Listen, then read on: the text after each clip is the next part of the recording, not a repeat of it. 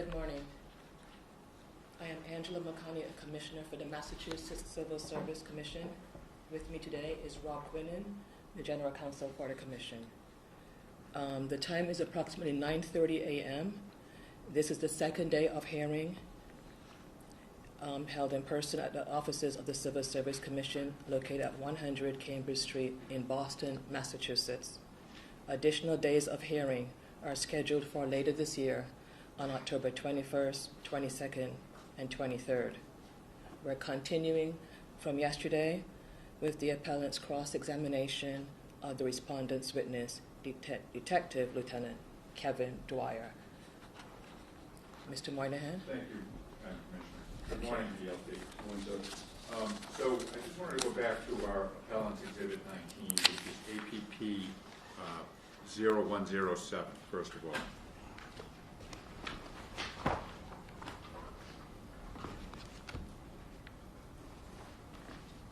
$19, correct?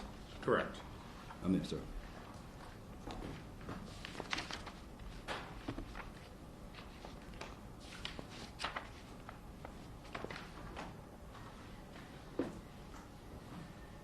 All right. And so what we had there, sir, was a June 26th to-from, as you call it, from you to Lieutenant Colonel Shoemaker, correct? Correct.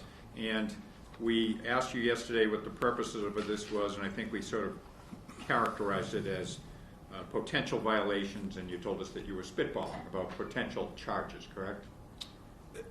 I wouldn't use the term spitballing, but yes, it was the possible violations. I think yes. I asked you about spitballing. You did. You agreed with me. You did.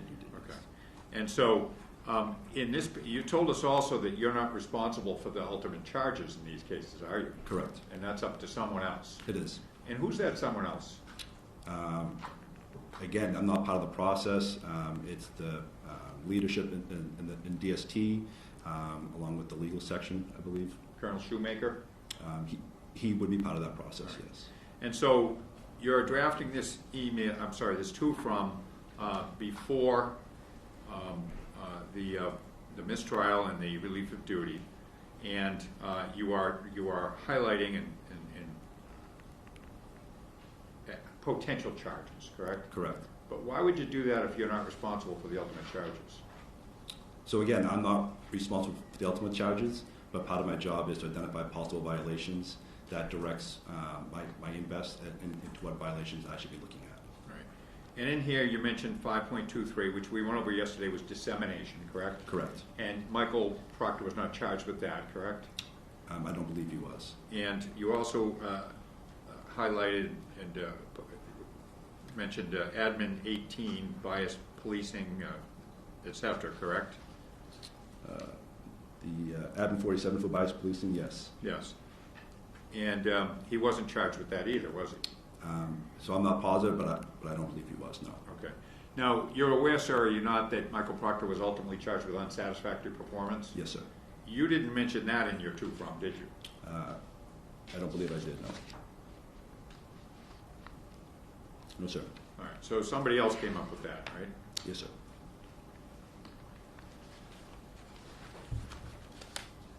Now, we discussed yesterday that we had some discussions early on, whether it was on the day of the duty status hearing or immediately thereafter, about getting Michael in for an interview pretty quickly, correct? Yes, sir. And you told us that nobody told you that you had to hurry this case up. That is correct. And in the normal course of an investigation, you would normally do interviews of witnesses first before a subject, correct? If there were witnesses to interview, correct. Okay. It's fair to say that a trooper is entitled to an interview as per policy, correct? Yes.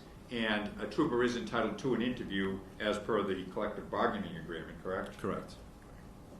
And in fact, he's entitled to an interview per those two sources before any conclusions are reached on an investigation, correct? Correct.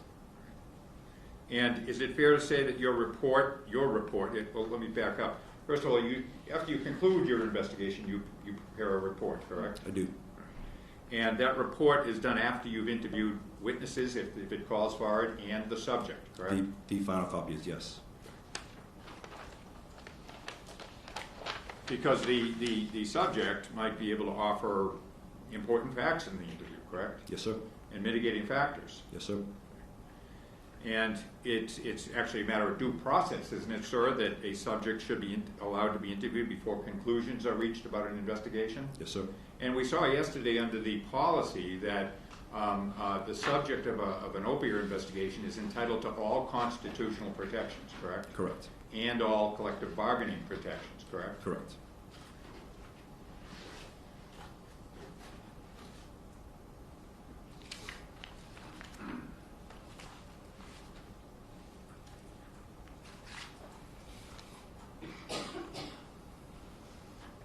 And could you turn, sir, to Appellant's Exhibit 52, APP 0336?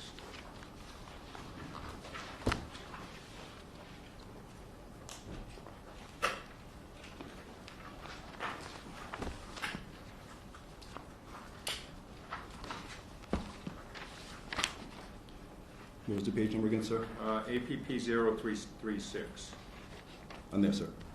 Okay. So I think we went through this a little bit yesterday, correct? Yes, sir. And this is the general order, essentially the rules for our OPIA, Office of Professional Integrity and Accountability, correct? Yes, sir. And on page 2,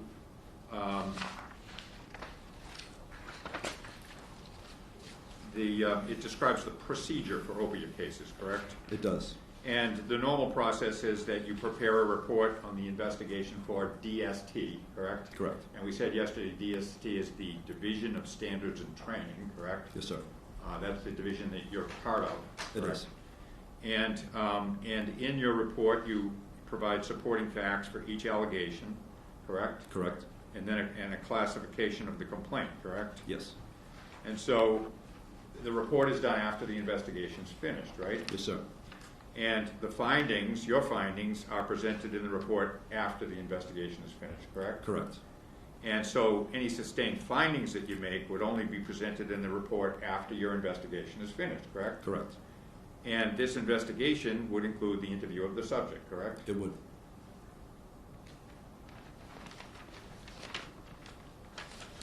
And it says in here again, and I don't want to repeat myself too often, but the report is submitted to the colonel of the DST, who is Lieutenant Colonel Shoemaker at the time of this case, correct? Yes, sir. And Lieutenant Colonel Shoemaker is the designee of the colonel, of Colonel Mott, correct? Yes, sir.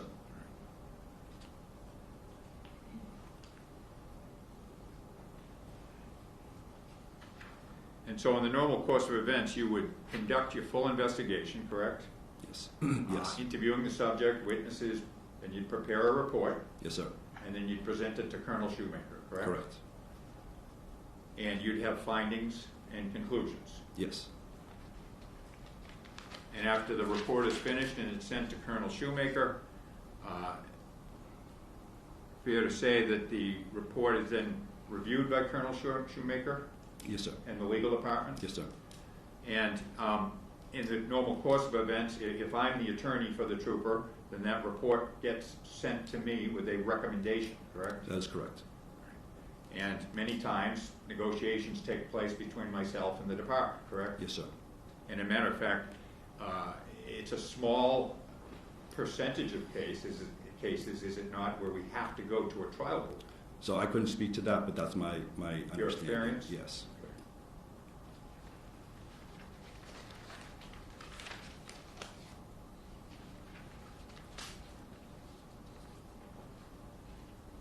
Could you, sir, go to Exhibit 27, Appellant's Exhibit 27, which is APP 0131.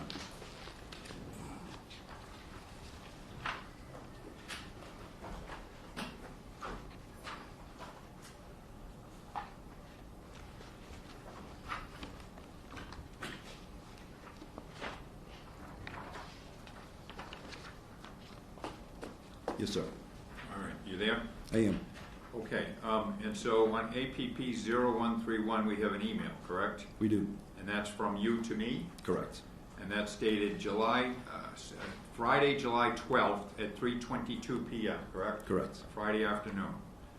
And you have attachments Subject, the second one is Trooper Proctor subject call-in letter, correct?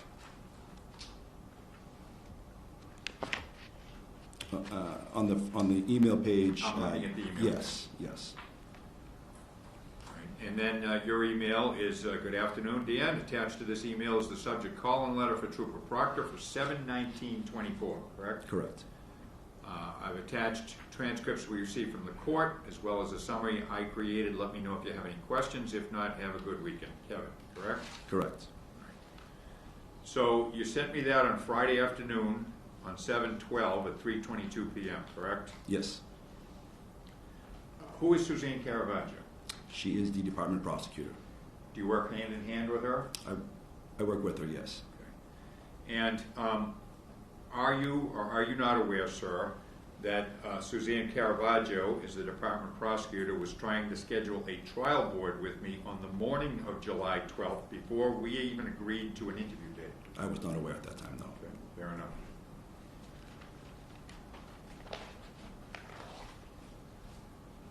Were you aware that Suzanne called me on Friday afternoon to discuss that? No, That same Friday afternoon? I am not, no. Were you aware of my email back to Suzanne on the following Monday, the 15th, concerning the irregularities of this? No, sir. Okay, fair enough. It's still your testimony, though, sir, that nobody at the department told you to rush this case along? That is correct. Okay.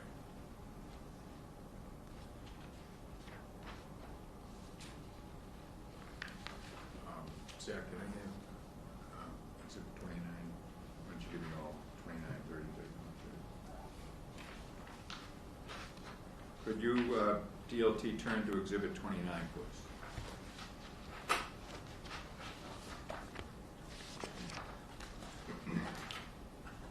Zach, 30, 35.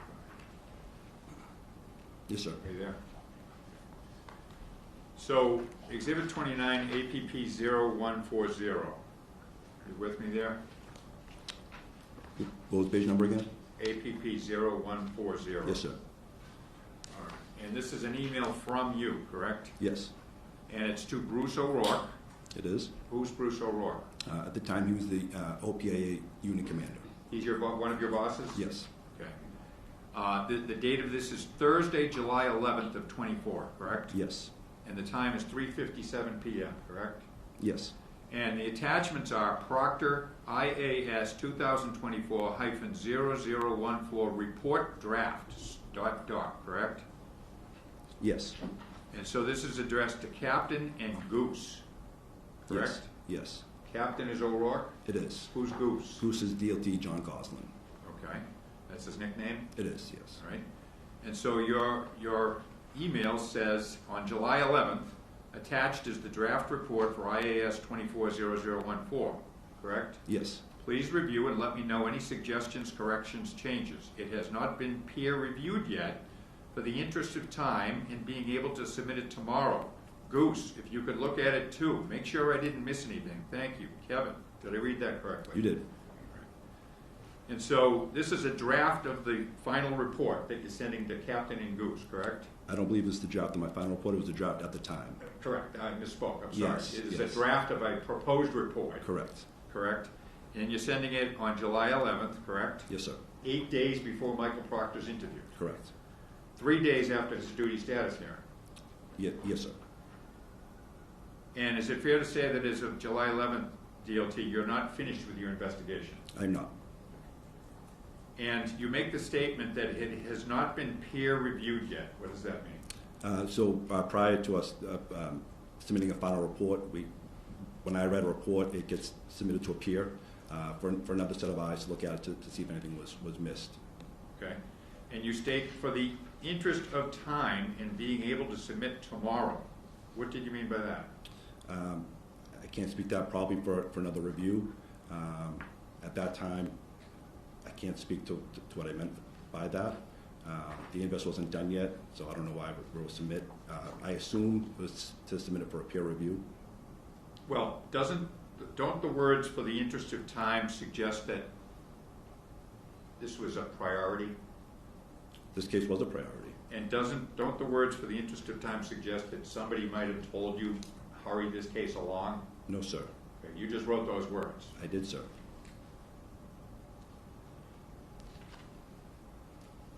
And so this document has 8 pages, correct? The draft report. Yes, sir. And on page 6, you have conclusions, correct? I do. So you had conclusions already drafted on page 6, 8 days before Michael Proctor was interviewed, correct? As a draft, but I got you. believe, Yeah. if I could, Yeah, go ahead. I believe I also, in somewhere in one of the emails, I specified that any conclusions that I drew was based on information that I knew at the time, and was pending the results of Trooper Proctor's interview. Okay. You said you put that, you wrote that somewhere? I did. Has that been produced to us? Not right now. Courtesy. But in any event, sir, you, For the record, this was turned over. Wait, hold on. I apologize. But I'm speaking, I'm the only one I speaking. apologize. All right, what did you just give to Mr. Moynihan? A courtesy copy of an email he already has, Is that, that was produced in the same production that the department gave to counsel for the appellant as part of its full production prior to August 12th as ordered by the commission. This is a courtesy copy because I suspected Attorney Moynihan was going to go here and attempt to misrepresent the record. This is an attempt to correct the record. can I see a copy, please? May I approach?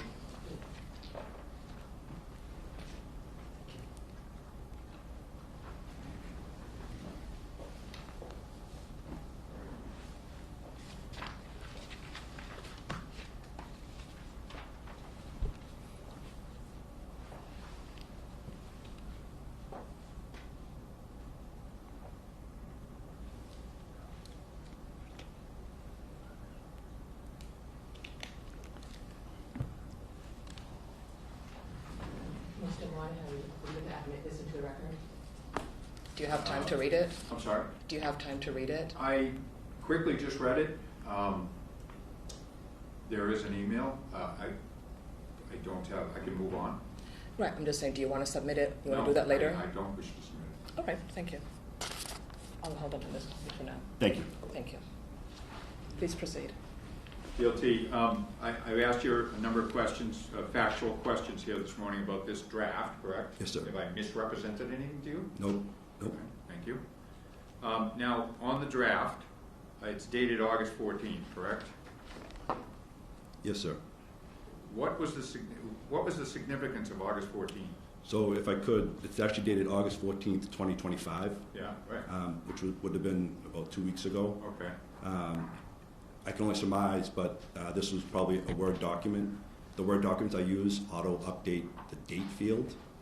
So I assume that that was the date that this document was printed. That is not the date that I drafted that letter.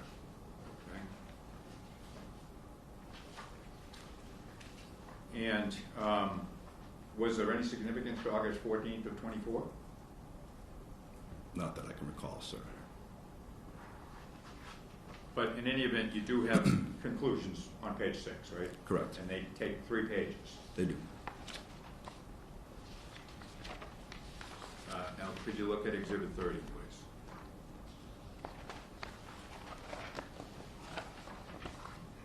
Yes, sir.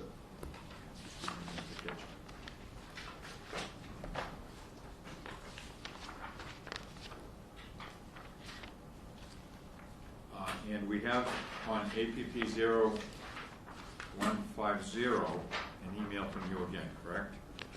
Yes, sir.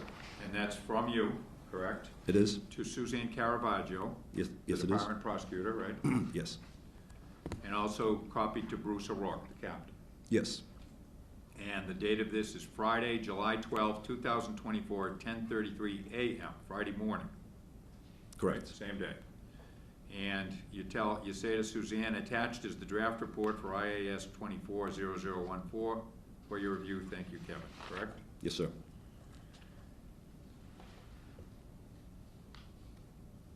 And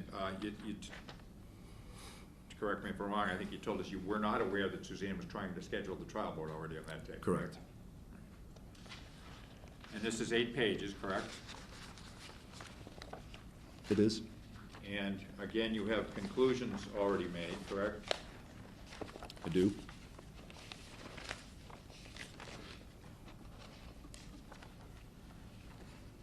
And why are you sending it to Suzanne?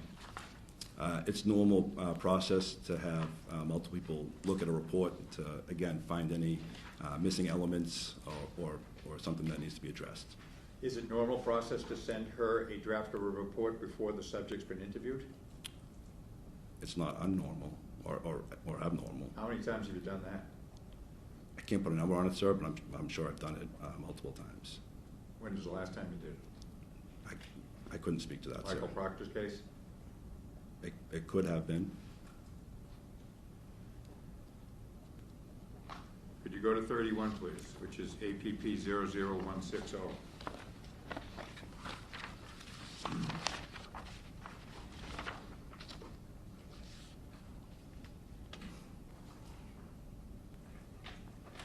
I'm there, sir. All right, and so we have here an email from Suzanne Caravaggio, correct? Yes, sir. To you. Yep. Yes, sir. Subject Proctor.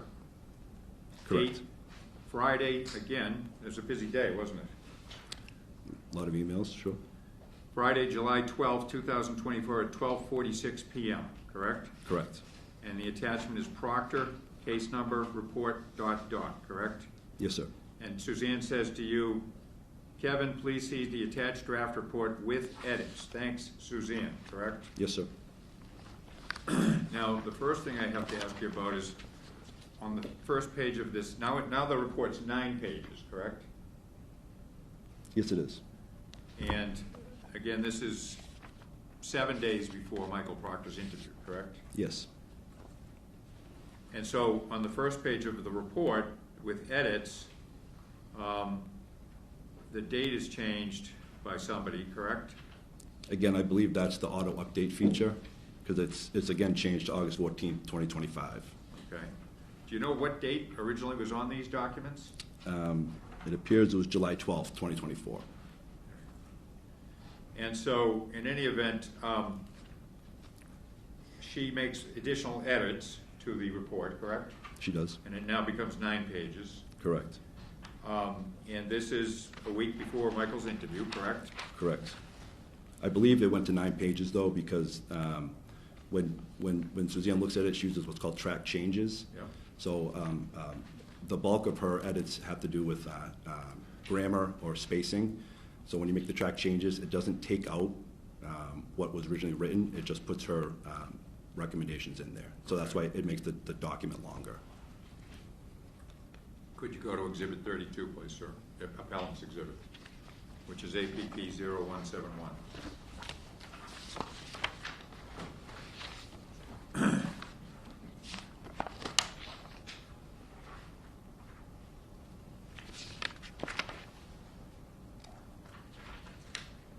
Yes, sir. I'm there. All right, so this is another email from Suzanne Caravaggio, correct? It is. To Kevin Dwyer, correct? Yes, sir. And its subject is Proctor, draft charge outline, correct? It is. And the date of it is Friday, July 12, 24, again, correct? Correct. 12:49 p.m. Correct. 3 minutes after she sent you her draft report with edits, correct? I believe that's accurate, yes. And this is 4 days after the duty status hearing where Michael was suspended without pay, correct? Correct.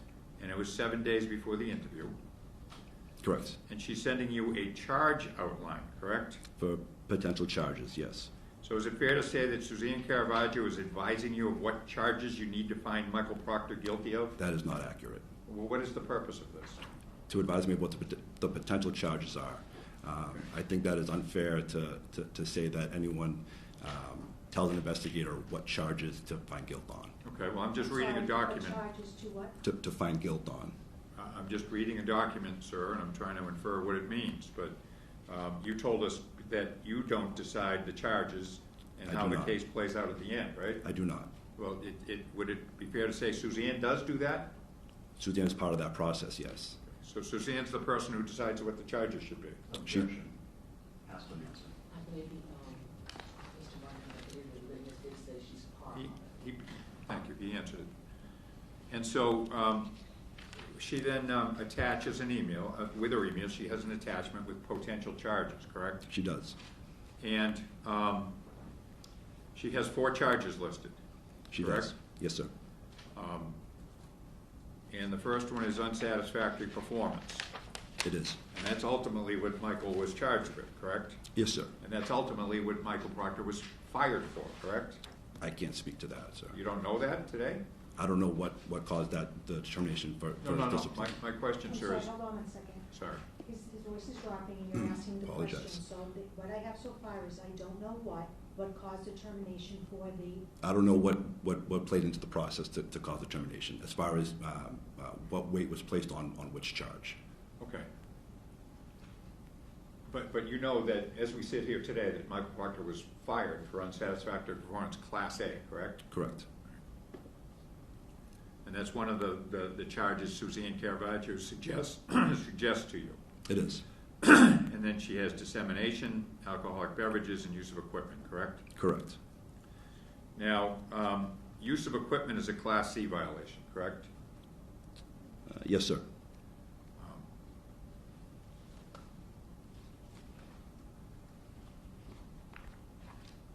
Madam Commissioner, could I have 1 second just to?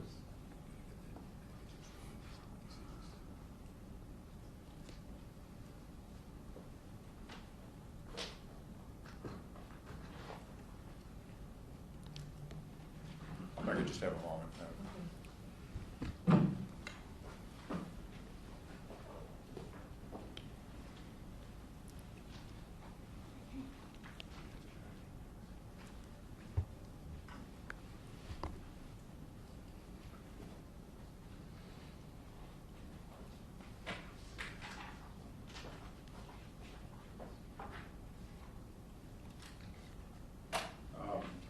DLT, could you go to Respondent's Exhibit 26, please? Okay, this is for Ron to move. Yeah, that's, thank you. 26, you said? 26.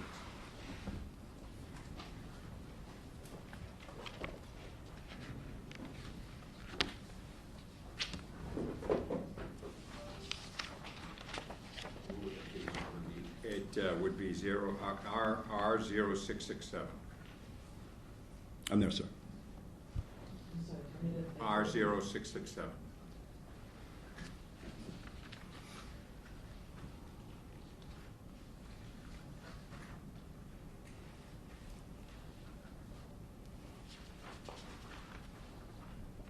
Please go ahead.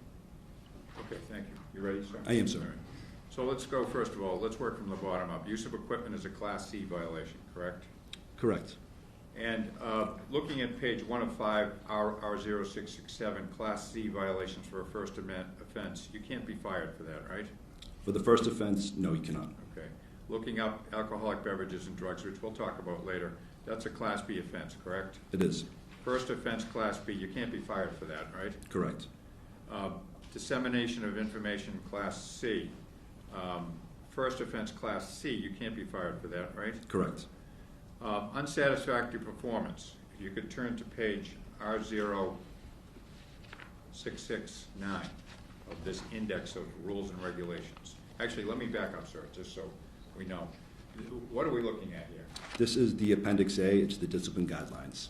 Discipline guidelines for the Department of State Police. Correct. And this is the essentially the rule book for disciplinary offenses and what the department can do in terms of the finding of a guilt on a disciplinary charge, correct? Correct. All right. And they're regulated by these guidelines. They are. And so looking at page R0669, tell me when you're there. I'm there. Okay.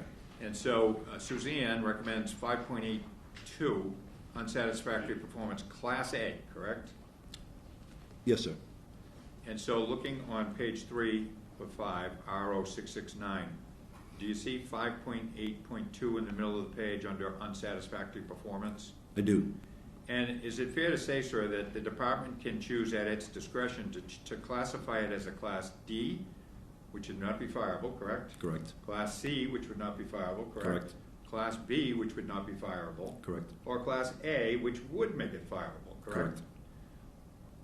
And so it was discretionary in this case to classify Michael Proctor's unsatisfactory performance charge as an A, B, C, or a D. I don't think I can speak to that, sir. Well, no, I'm just going by the guidelines. Oh, well, yes, based on the guidelines, yes, Right. it is, yes. And Suzanne, in this email, is telling you unsatisfactory performance, Class A, correct? Correct.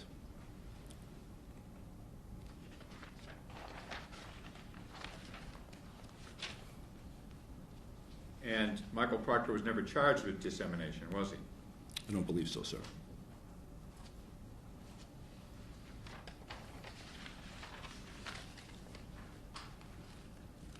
Could you go to Appellant's Exhibit 33, please?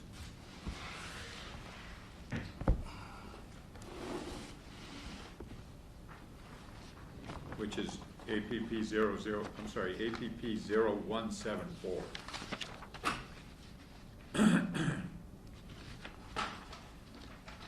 Yes, sir. Okay, now, this is an email from you, correct? It is. To Suzanne Caravaggio again. Correct. Subject Proctor draft charge outline, correct? Correct. And again, this is on that Friday afternoon, July 12th of 24 at 1:08 p.m., correct? Correct. And your email to Suzanne is attached as the copy for you to continue reviewing. Thank you. Correct. And again, the date on the report is misstated again, correct? It is. And this is again an 8-page report, once again, correct? It is. And on page 6, we begin with a conclusion section, correct? Correct. And this is 7 days before Michael Proctor's interview. 6 days. Yes, 7 days. Correct. Could you turn to Appellant's Exhibit 34, please? Which is APP 0184. Page number.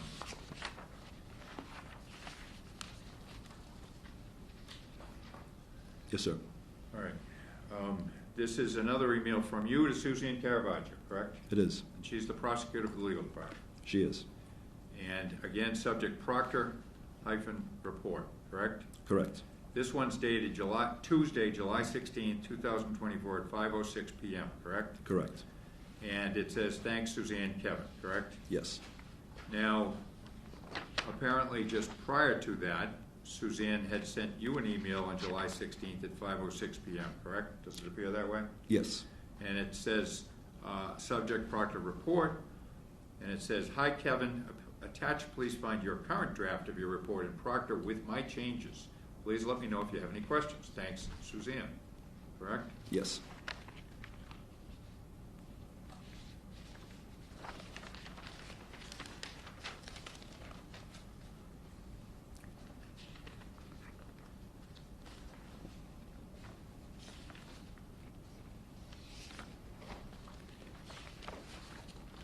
And the report is now 9 pages, correct? Yes, sir. And this is 3 days before Michael Proctor's interview. Yes, sir.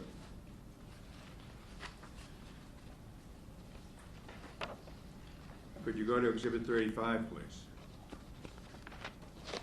APP Bates number 0196. Can you please repeat that? Mr. Bates Chairman? number APP 0196.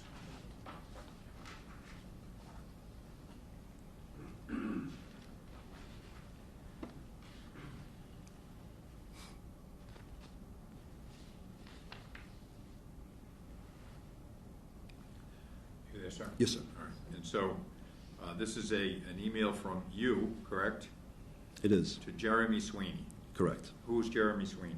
Jeremy Sweeney was a DLT that was an OPIA. All right. And the date of this is Wednesday, July 17th, 2024 at 7:07 p.m., correct? Correct. And the attachment is Proctor, case number, report draft, ... correct? Correct.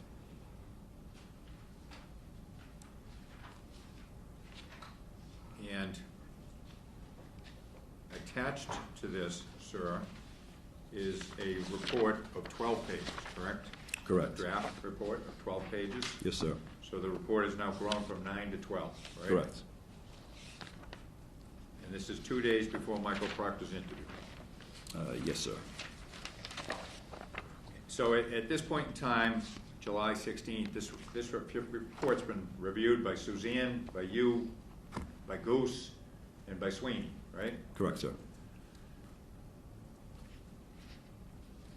And Suzanne had suggested to you what the charges should be, correct?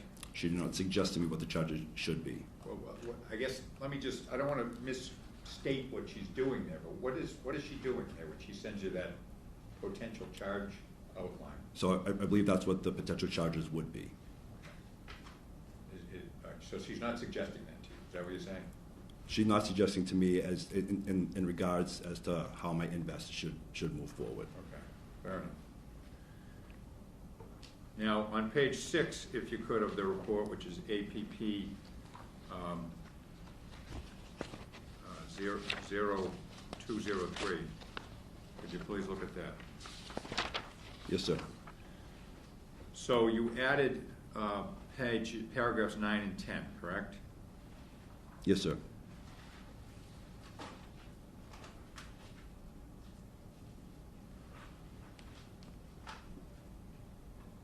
And in paragraph 10, you state, now this is dated July 16th, correct? It is. So in paragraph 10, you say, on July 19th, 2024, I, along with Detective Lieutenant Jeremy Sweeney, interviewed Trooper Proctor at General Headquarters, correct? It does. That didn't happen yet. No, but if you notice, those two paragraphs are in bold. Yeah. So this is a draft copy of my report. Okay. The way I do reports is I write the report as it goes. At the time that I wrote this, the interview was scheduled for July 19th. Right. So I pre-wrote this because that is a boilerplate paragraph. That is the same language that's used in every paragraph, but I put it in bold because it was subject to change. But answer this question, sir. Had the interview happened yet? It had not. And you state that Trooper Proctor was accompanied by Sergeant Johnson and Spam Attorney Daniel Moynihan. We hadn't arrived yet, right? Again, Yes or no? Yes or no? With all due No. respect. Nope, it has not. And you say, 4 lines down, this interview was digitally recorded with the consent of all persons present and later transcribed. That hadn't happened yet.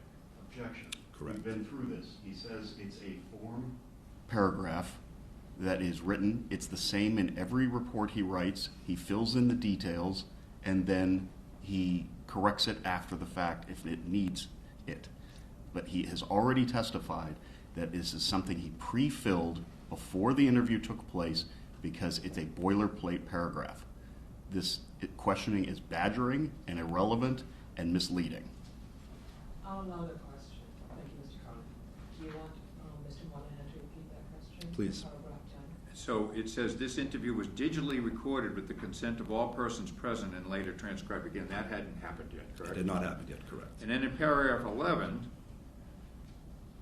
you say, in summary, Trooper Proctor stated the following, with a colon, correct? Correct. And then it says, Trooper Proctor said, ... right? Correct. So in other words, you were going to fill in the blanks. That was a placeholder, so when I completed Trooper Proctor's interview, I could fill in what he told us, yes. Is it still your testimony, sir, that nobody told you to rush this case through? It is.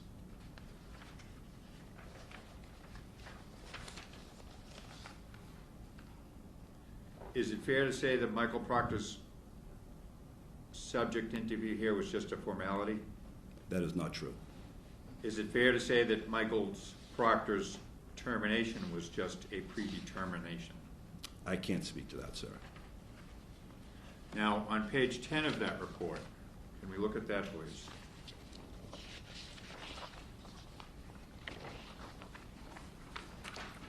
Yes, sir. Now, you spent quite a bit of time with Attorney Carley going through your sustained findings, did you not? I did. And here, 3 days before Michael Proctor's interview, before your investigation is finished, you have made 12 recommendations, correct? Correct. And you've recommended whether to sustain or not sustain before the interview's done, before the the investigation is done. Is that fair to say? Again, this was a draft report, and I would point you to that email that I sent before, saying that these recommendations were only based on the information we knew at the time, and they were subject to change pending Trooper Proctor's interview. Did any of these recommendations change? I don't believe they did. Okay. So, fair to say again, sir, that 3 days before the investigation was, let me strike that, 3 days before he gets interviewed, before your investigation, you've made 12 recommendations to sustain or not sustain, correct? Based just on the information that we knew at the time, correct. And it was these charges, were they not, that got presented to the trial board? These recommendations? Yes. In the final draft, yes. Yes.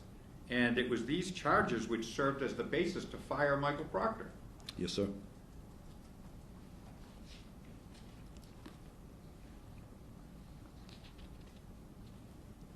And in the regulation, Michael Proctor, as an employee of the Mass State Police, was entitled to all constitutional protections, correct? Correct. And doesn't that include due process? It does.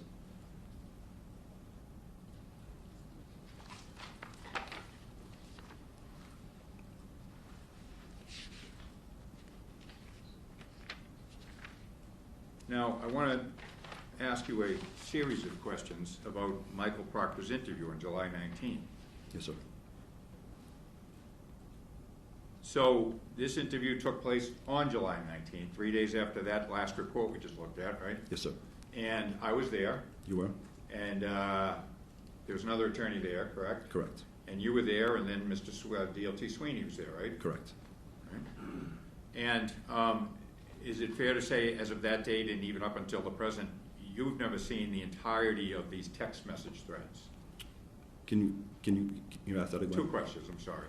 So let me say it up to today's date. Have you ever seen the entirety of these text message threads, hundreds of thousands? I have of not, texts? no. Okay. We only have these clips, correct? Correct. And that's what we went with on July 19th? It is. So it's fair to say that there are 4 groups of text messages, and I'll go through them, just part of my question. There's a text message with friends that he grew up with, right? Correct. And you're aware that those guys all grew up in Canton? Yes. And then there's text, and I think we discussed this, there are 38,707 total texts between him and his friends over a period of time, correct? That number sounds accurate, yes. And we don't have all those. No, sir. And then the text with his sister, correct? Correct.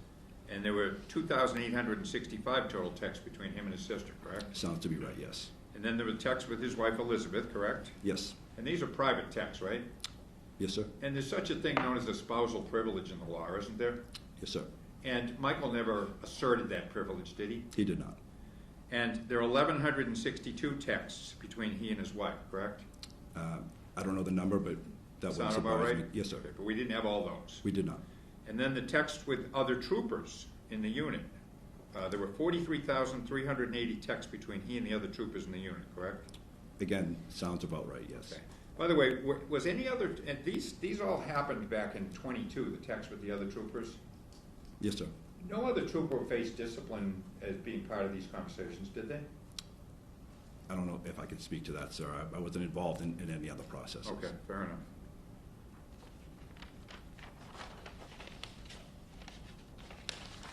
Did Michael Proctor ever deny the authenticity of these texts He did not. in his interview, He did not. at the trial? He did not. Did you ever find him to be untruthful in any way I did not. with respect to the text, with respect to his investigation? I did not. And is it fair to say that Michael Proctor has repeatedly apologized for these texts? He has? And he's told you and others, many, many others, that they were unprofessional and regrettable and juvenile, correct? He did. Now, you served as a detective in a DA's office, correct? I have. That was in Worcester County? Yes, sir. And you were there for 6 years, right? Approximately, yes. Okay. And you're familiar with the protocols of a DA's office and detective units? I am. Okay. And so there have been terms used here, lead investigator and case officer, correct? Yes, sir. Are those the same thing? Essentially, yes. Okay. And so in the Reed case, Michael Proctor was assigned by his bosses to be the case officer. Correct. Is it fair to say that a case officer is kind of like a secretary for the case? I don't know if I would use the term secretary. My understanding of case officer, while they're the person responsible for the complete investigation, they're not necessarily the one that does all the work. They do a bulk of the work, and then they ensure that everyone else who's assigned different tasks in that invest do what they need to do. And it's the case officer's responsibility to collect everyone else's reports, correct? Correct. And there are many people who work in an investigation on a homicide, correct? There are. And so, as case officer, it doesn't mean Michael Proctor's in charge of the unit, does he? It does not. And he's kind of like a spoke in the wheel, right? Yes, sir. Okay.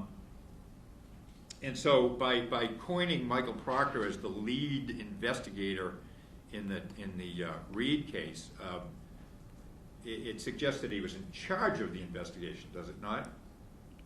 I think the argument could be made that, I don't know if in charge is the right term, but he's the one that's responsible for the investigation. Okay. But he still has to answer to Sergeant Buchanan, right? Correct. And DLT Tully. Correct. And Lieutenant Fanning. Correct. And Captain Collins. Correct. And Major Coppenrath. Correct. And Lieutenant Colonel Connors. Correct. And ultimately Colonel Mon and Deputy Pinkham, correct? Yes, sir.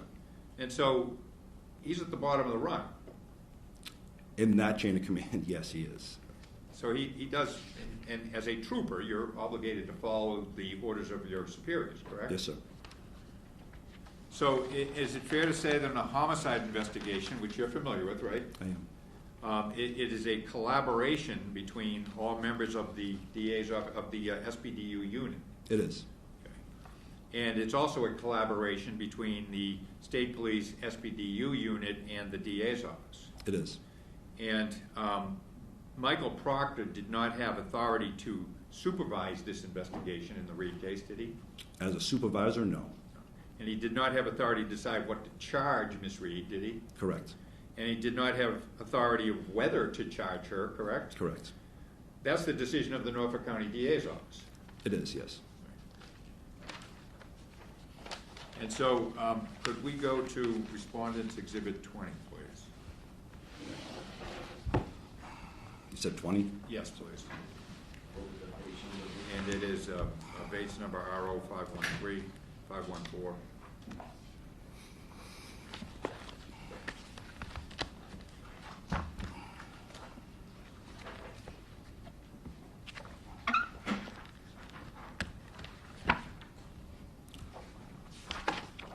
You have a page number, sir? Yes, as RO 514 is where it starts, and I just need to get my bearings to go to the specific page. And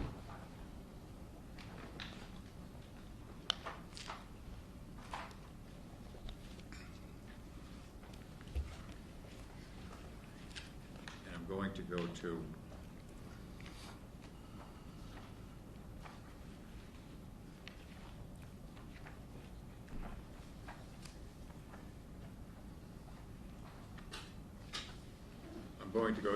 base number RO 521.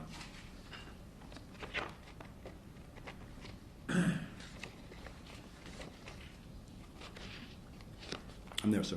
All right. And so this is Exhibit AAA in the Reed case, correct? Correct. Dated 6/12/24. Yes. And going through this, first of all, this is the text message chain with his friends who grew up in Canton, correct? Yes, sir. Now, when conducting an investigation in a homicide, is it fair to say that as an investigator you form opinions about the case after a certain amount of investigation has been conducted? Yes, sir. And is it fair to say that you form opinions as a human being about the suspect based on fact and reason? Yes, sir. And it's natural, it's human nature, is it not, to form an opinion about someone you believe to be the suspect of a homicide? Yes, sir. Okay, but it should be based on fact and reason. Correct. And you have conducted, I think you told us previously that after you conducted an investigation, you formed opinions about suspects, correct? I'm sure I have, sir, yes. You don't have warm, fuzzy feelings for somebody you think committed a homicide, correct? I probably wouldn't know, and I have not, yes. And you said in your report it's entirely reasonable for some investigator to form an opinion about a suspect. Yes, sir. And it's entirely reasonable to express your personal opinions to family members and close friends, correct? It is, but as a police officer, there are certain things that you cannot share. Okay. And the statements that we're going to look at here, I'm not going to go into detail on, but these were made in a private setting, correct? Yes, sir. And you would agree that you and me and everyone has an expectation of privacy on your personal cell phone, correct? As a citizen, but as police officers, we have a different expectation. Okay, but we did say earlier, did we not, yesterday, that there's no state police policy governing personal conversations on a personal cell phone, correct? There is not. Objection. Is the objection, Mr. Carlin? That's misleading and it's mischaracterizing the testimony. What is your recollection? My recollection is that there was no specific policy violation suggested with regard to Detective Lieutenant Dwyer's investigation, but it is not the same thing as there is no policy that governs the conduct of an investigator like Michael Proctor with regard to their behavior using a personal cell phone. That is not the same thing. I agree with Mr. Carlin and Mr. Martin, it's not the same thing. I didn't ask about conduct. I asked about personal content of conversations on a personal phone, and we've discussed the fact there is no policy. If DLT Dwyer can go through the 1,000 pages of policy and find it, then let's go do it. I'd be happy to point him at the charges with which Michael Proctor was brought up and convicted. I understand, but he's saying that there isn't a state police policy. Correct. That's my question. No, I'm just saying, what do you have in regards that would be close to that? I'm sorry. The policy, there's a policy about the state police work phones, isn't there? Yes. What? Well, no. So let me clarify. Okay. So I don't want to testify, but what I'm suggesting as a representative of the department is that the rules governing the conduct of members apply at all times, including Article 5. They do not differentiate between personal cell phones, work cell phones, or any cell phones. They simply apply at all times to all members. And it's possible, without reference to a phone, as Michael Proctor did, to violate those policies by means of a phone. But it doesn't matter whether it occurs via email or smoke signal or personal cell phone. It doesn't matter. Those policies equally apply to all behavior of the member as members of the Massachusetts State Police.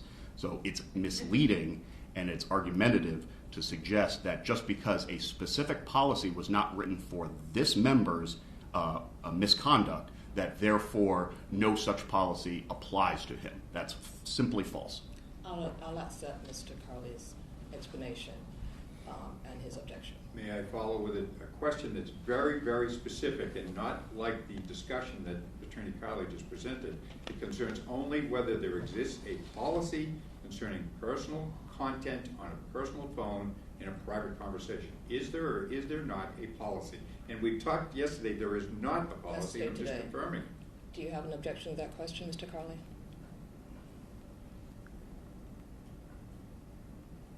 I don't have an objection to the question being posed, but the premise under it is flawed. I understand.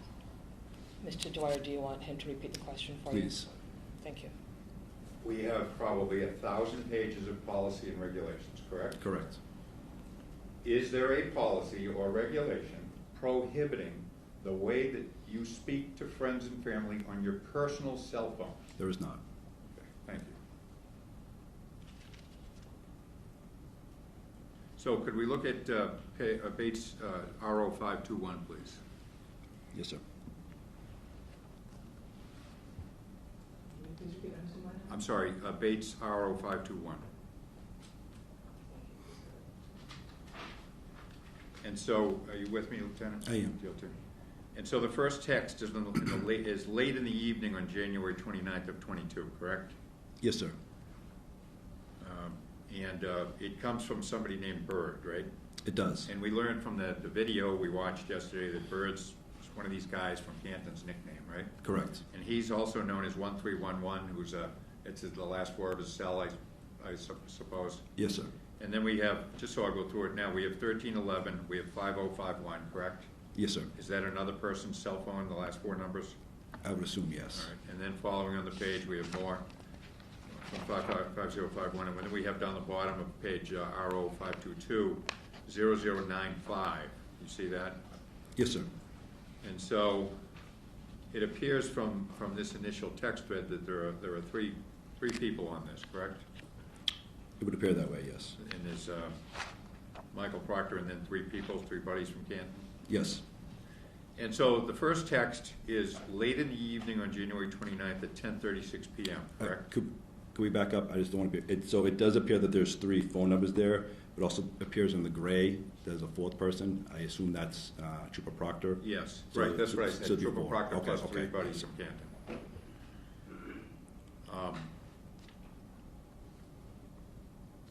I apologize. And so, and you may not know this, but I think I asked you, are you aware that Michael Proctor was assigned to this case in the early AM hours, around 6 a.m. on the 29th of January 22? I don't know when he was assigned as a Right. case officer. You're familiar with the fact that there had been work all day long, 16 hours plus on the investigation, correct? So I don't know when the invest started, but yes, I would assume that there was a full day's work put into this. And you're familiar with the fact that Trooper Proctor had been with Sergeant Buchanan pretty much all day conducting investigation? I am unaware of that. All right. It's fair to say that there would have been many units of the state police, Canton police, all doing an investigation, correct? Again, I wasn't there, but I would assume that there were multiple assets there. And based on your experience in the DA's office, Worcester County, fair to say that when there's a homicide early in the morning, there's a debriefing at the conclusion of the day? Sometimes there is, yes. Okay.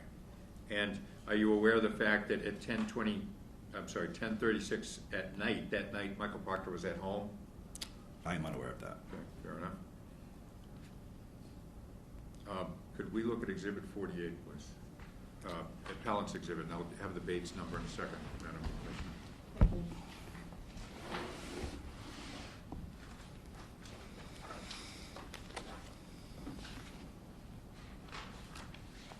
It's Bates number 0297.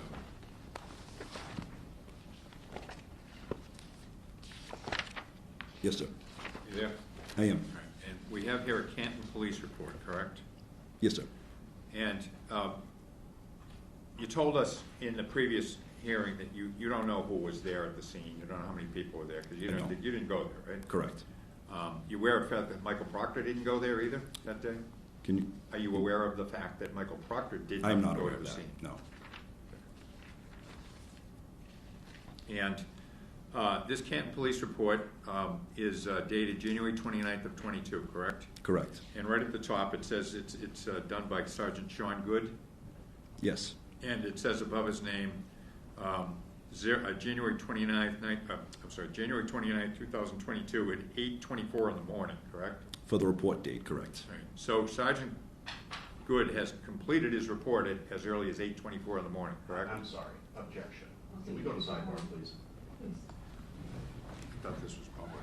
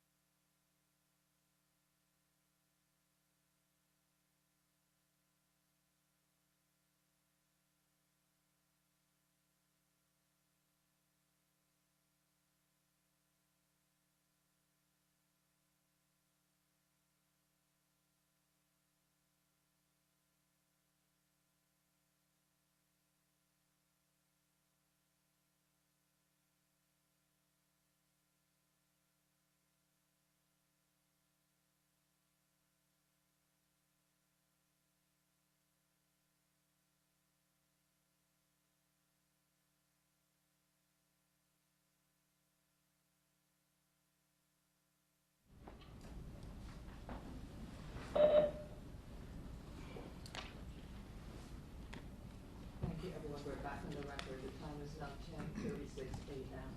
I believe Mr. Monahan will continue his Yes, question. and I'll ask first, sir, you're experienced as a homicide investigator, correct?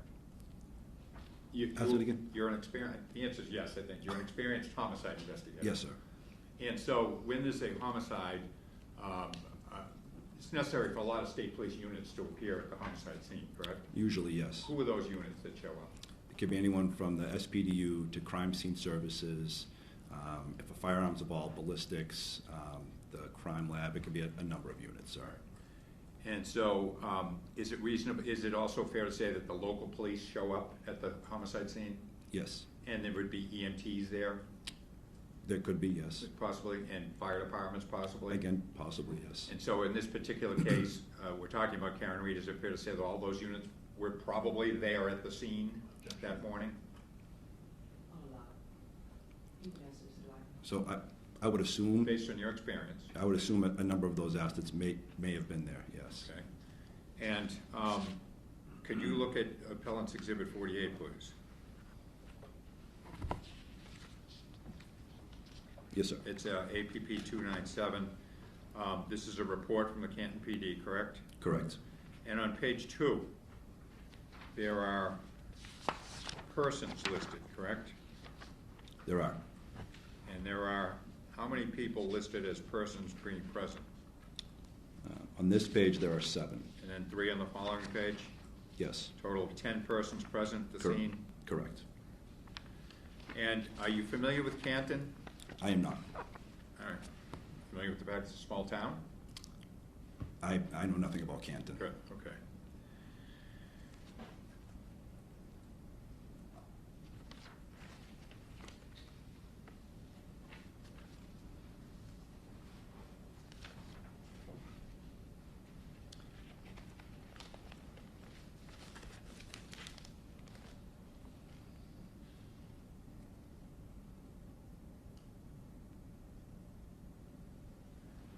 Back to Respondent's Exhibit 20, sir, RO 521.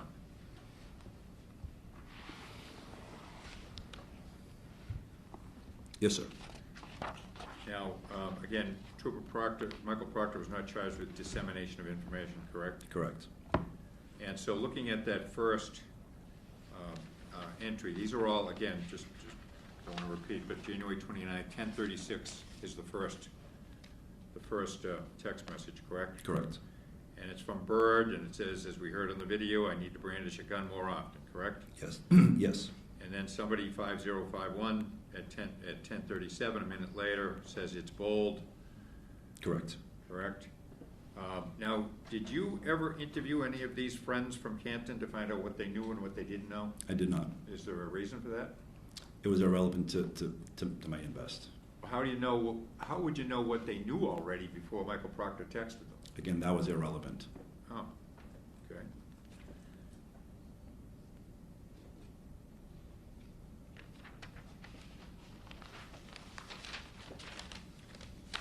All right.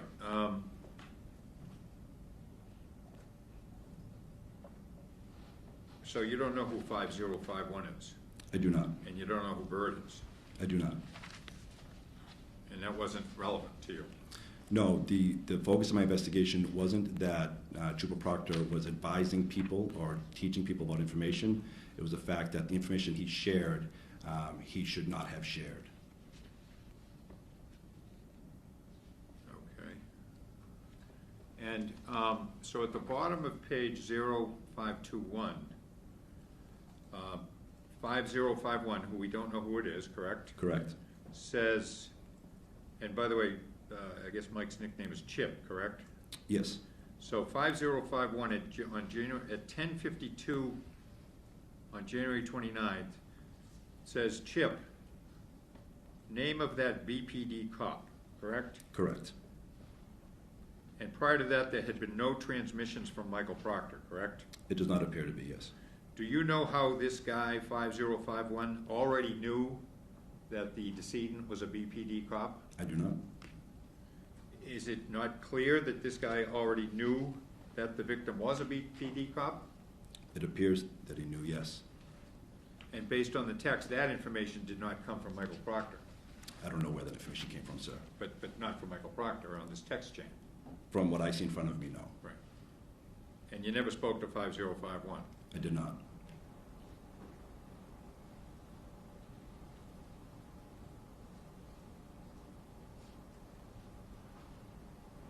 And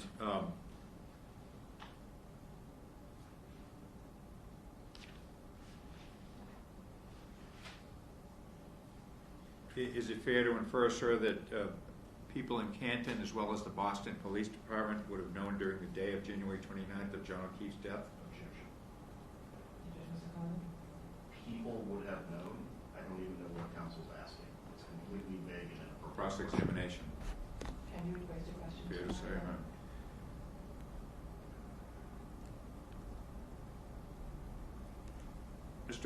Officer O'Keefe's body was found early in the morning of the 29th of January, correct? Correct.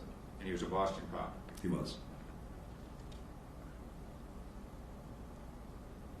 Boston Police Department would have known about this during the day, correct? I would assume he would, yes. And people in Canton would have known about it at some point. Various people in Canton would have known about this during the day, correct? I would assume yes.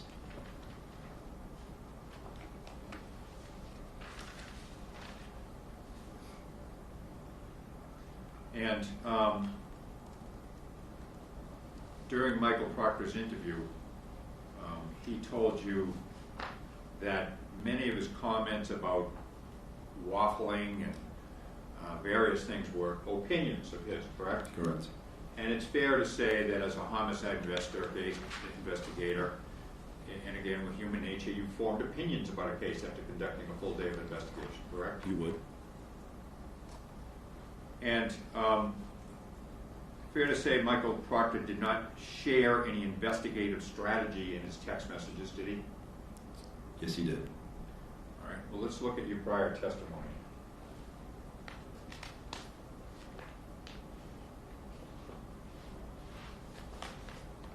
You recall testifying in a trial board in this matter? I do. Could you go to Exhibit 20, Respondent's Exhibit 28B?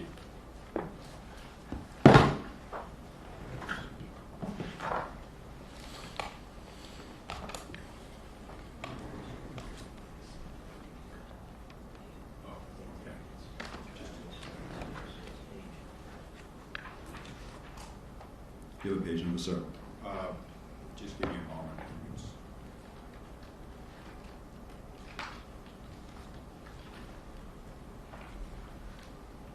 Page 159, line 11. I'm sorry. Page 150, RO 969, page number.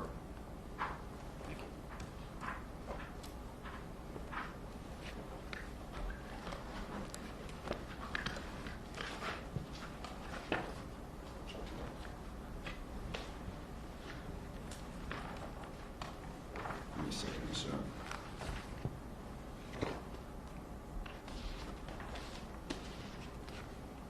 $969, you said? Yes. I'm there. So let's start at the top. Question, when Mike Proctor was interviewed by you, he told you that many of those comments you made were opinions, correct? And your answer was correct, right? Correct. Going down to line 11. But he didn't share any investigative strategy was the question, and your answer was not that I'm aware of, correct? No, that's not what I said. I'm reading that incorrectly? You are. How so? If I could read. Those two lines? Yes, sir. You're talking about line 5? No, I'm talking about line 11. All right, I was looking at line 5. No, I'm looking at line 11. Question is, he didn't share any investigative strategy, and your answer is not that I'm aware of. Objection. Doctrine of verbal completeness. The witness has just directed counsel's attention to line 5, where that question was asked the first time, and the witness's answer, if I may read from this page, starting on line 7, answer, well, so he did send a text saying that he was going to place Miss Reed under arrest. It's completely inappropriate for counsel to then point to line 11 and then suggest that the witness's answer in line 7 and 8 never occurred. You know, Ms. McConaughey, I know it's uncomfortable sometimes to hear the other side of the story, but I asked him to look at line 11. He did ask him to look at line 11 only. That's when he true. chooses Okay, hold to. on, one at a time. Okay, so I'm going to ask you guys again. Line 11. We're making recordings, we have a stenographer. It makes your job difficult if I you're understand. one person speaking. It I'm also just trying to. makes my job difficult because I'm gonna listen to you in real time. All right, so when there's an objection, you finish your question, there's an objection, the person has the floor, then you can speak again. But I can't keep reminding people, Understood. just stop speaking over each other. Okay. Okay. Did you just- get all that? Did you have any Well, questions? I'm off the record for a second. When there's crosstalk, I can't. So I go with the leading person at the time, Yeah. who's dashes. So crosstalk is really an issue. Okay. So do you, how far do you want us to go back? No, I mean, the record is what it is, but you said then you can speak again, but I can't keep reminding people. Mr. Moynihan understood. The new commissioner, stop speaking over each other. So if we could pick it up from there, Okay. thank you. Perfect. All right. So, Mr. Moynihan, Mr. Carley's made the point that if you look at the page, and I understand that you're directing Mr. Dwyer to line 11, but there is preceding information. Mr. Carley, I'll leave that to you to do later in your redirect, but I'll allow Mr. Moynihan to continue. But again, please don't talk over each other. Could the commission take notice of the doctrine of verbal completeness, that it's inappropriate for counsel to select and cherry pick lines out of this witness's prior testimony and to suggest that he answered something he did not answer? I understand all that, but we can revisit that in your redirect. That's fine. Okay. Please go ahead, Mr. Moynihan. So let's be verbally complete here, I guess. So Mr. Carley is satisfied. Line 5, I asked, he didn't share with anyone investigative strategy, and you said, well, so he did send a text saying that he was going to place Ms. Reed under arrest, correct? Is that what you're referring to, DOT? Yes, Just so yes, we're sir. clear. Yes, sir. I don't want to be accused of misrepresenting anything by Mr. Carley. And then I said, but that was after the indictment, and you said correct. Correct. So that was after she was indicted already, Correct. by a grand jury. Correct. And the next question, which I was originally asking you about, was line 11. But he didn't share any investigative strategy, and your answer was what? Not that I'm aware of. Okay. And the next question I asked was, he didn't share any specific collection of evidence, correct? And what was your answer? Not that I'm aware of, no. And the next question was, he didn't share any specific statements by suspects, did he? What was your answer? You said, I believe he did to a text, I believe to his sister, correct? Correct. Okay, fair enough. And the next question down the bottom, line 23, he didn't share any specific damage to Ms. Reed's vehicle, did he? Your answer was what? No, I don't believe he did. And the next question was, he didn't share any statements or opinions of any other investigators in the unit, did he? And what was your answer? No, he did not.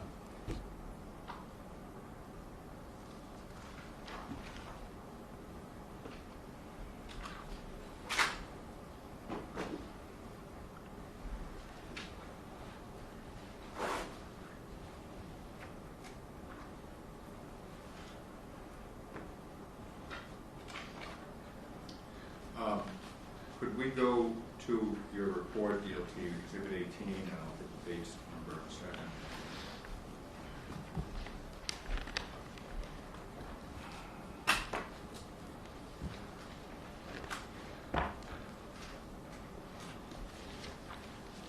It's base R490, again, beginning of the report.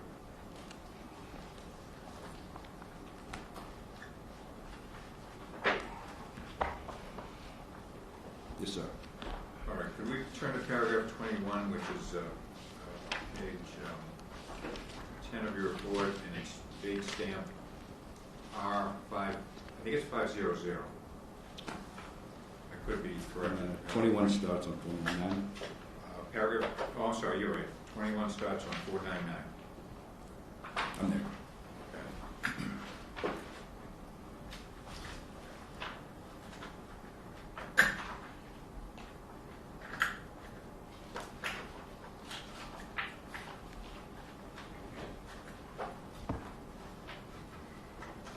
If I could just have a moment now. Good.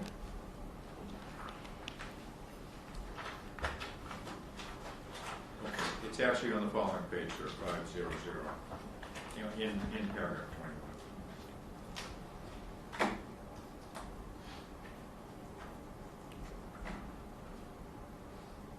Fourteen lines down.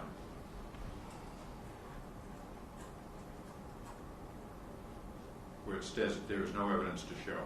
Yes, sir. You see that? I do. So you concluded, did you not, that there was no evidence to show that Michael Proctor's personal feelings influenced his actual investigation in the case, correct? Correct. And if you could go to paragraph 30, which is page R0503, I believe. Yes, sir.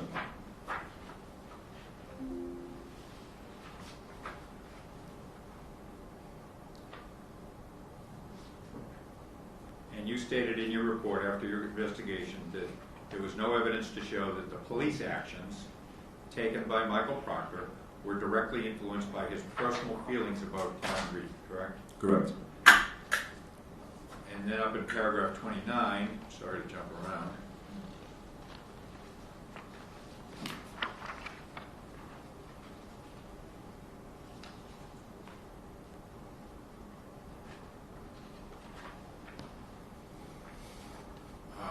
you stated in there, it's about 5 lines from the bottom of paragraph 29, that there was nothing learned in this investigation that showed that Michael Proctor acted with intent to affect the outcome of the investigation, correct? Correct. And so you had testified previously, and I'll get the transcript if we need, that the integrity of Michael Proctor's investigation was not compromised by his personal feelings, correct? Again, nothing in my investigation showed that it was, Right. but my investigation did not focus on the facts of the criminal invest. Okay, but you did make that statement and I you did. made that conclusion, I correct? did. And you told us that his performance, in your opinion, was above grade, correct? I said from what I found, there was nothing to suggest that it was not. And do you recall telling us also that his personal cell phone text did not affect the performance of his duties in this case? Again, nothing found suggested that it did. And you told us also that there was, based on your investigation, there was no evidence of bias in this investigation. Correct. Correct? Correct. And paragraph 23, you also looked into this business about the allegation of a gift. You recall that? I did. And I think you addressed that in paragraph 23, and you testified about it previously.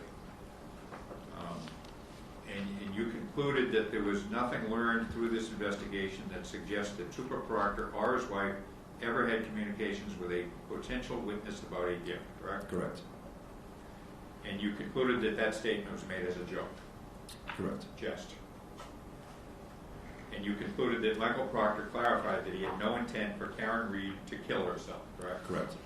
And you did tell us also that not every text can be taken literally, correct? With the family member, absolutely. And this business about nudes, there was much to-do made by Alan Jackson. You looked into that as well, correct? About the nudes, yes, sir. Yeah. And Michael Proctor admitted that he had regret about that juvenile comment, right? He did. And he told you it was unprofessional and inappropriate, correct? He did. But you also told us that it is common when searching, strikingly, first of all, Michael Proctor was looking at Karen Reed's photo because she was a criminal suspect, correct? Correct. And he had a search warrant for that. That's what I believe, yes. So he was entitled to search her phone pursuant to a court-ordered search warrant. Correct. And his purpose in looking through the phone wasn't to look for nude photos, was it? It was my understanding that he was looking for, I believe, geographical data, any text pertinent to his invest, things along those lines. And so, in your experience, I think you told us yesterday, it's very common when searching a suspect's phone that in this day and age, people take selfies and pictures of others in a nude fashion, correct? It is not uncommon. And so, it could be a joke that guys in the unit are joking around about it, correct? Correct. And you concluded that this comment about no nudes was a joke, in fact, correct? So I found his explanation reasonable in that aspect, yes. And you concluded that he was not looking for nudes, he was looking for incriminating evidence, data, location data, correct? Again, there was nothing found that suggests that he actually did look for any photos.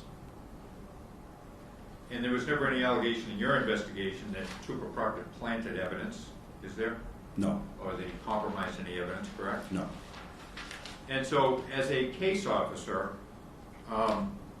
is it fair to say that one of his duties is to collect evidence Yes. and to analyze evidence? Yes, to the extent that a case officer can, yes. Right, because some things have to be done by a lab or some specialist, correct? Correct. And it may be his duty to draft and execute search warrants, correct? Correct. And it may be his duty to communicate with the labs who are doing testing, correct? Yes. And it may be his duty to respond to requests from the DA's office, correct? Yes. And it may be his duty to prepare and testify for a grand jury, correct? Yes. And it may be his duty to prepare for testimony at a trial, correct? It would be yes. And it may be his duty to coordinate with other agencies in conjunction and collaboration on the investigation, correct? Correct. Mr. Moynihan, I'm sorry to interrupt you, but we do need to call a recess at 11. Right? Is there? Yes, so this week, please. Oh, sure, yeah. I'm sorry to inform you earlier. Yeah. Thank you. 15 minutes? Sure. Are we Thank good? you.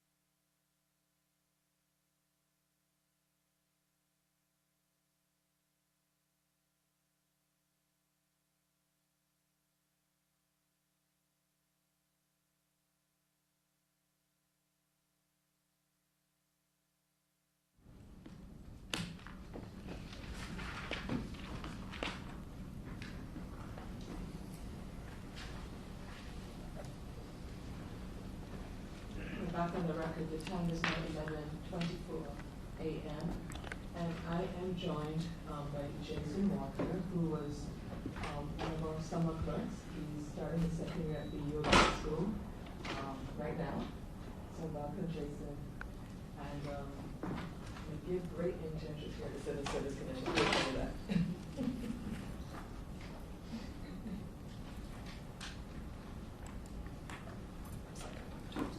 Off the record?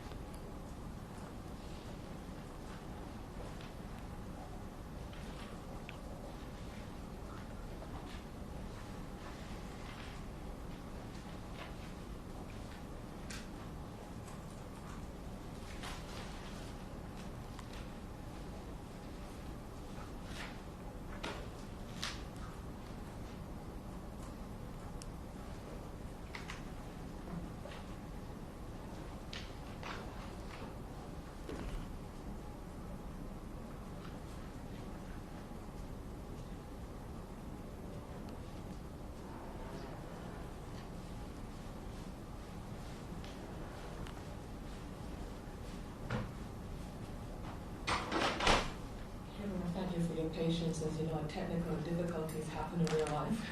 So we're going to go back on the record.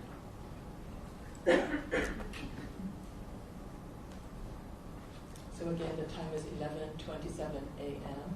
and Mr. Moynihan is continuing his cross of Detective Lieutenant Dwyer. Thank you. Thank you, Commissioner Connell. Good morning again, DLT. Sir? So we just went through all of the duties of a case officer, correct? Correct. And in other words, all the duties of a case officer, all the duties that Michael Proctor would have had as a case officer, correct? Correct. And is it fair to say, sir, that you testified, and it's true that there's no evidence that Michael Proctor failed to properly perform any of those duties we specified, is there? No, there is not. And his duties, in this case, were to collaborate with others to identify the cause of John O'Keefe's death, correct? That would be one of the duties, yes. And this IA investigation, I call it IA, Internal Affairs Investigation, is solely about personal cell phone messages, correct? Correct. And many of them were while off duty, correct? Correct. And his personal cell phone messages had no relevance to his duties as a case officer, correct? I wouldn't agree with that. I would agree that there was nothing shown that his duties were affected, but as a police officer, I think all of your behavior is relevant to your duties. Could you look at Appellant's Exhibit 28?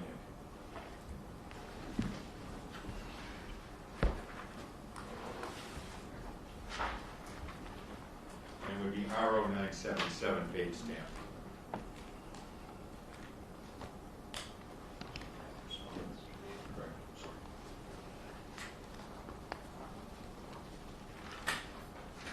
What was the stamp, sir? The base stamp? Yes, sir. RO 977. The appellants or the respondents? Respondents. Oh. 28. You did say appellant. Oh, I'm sorry. Respondents 28.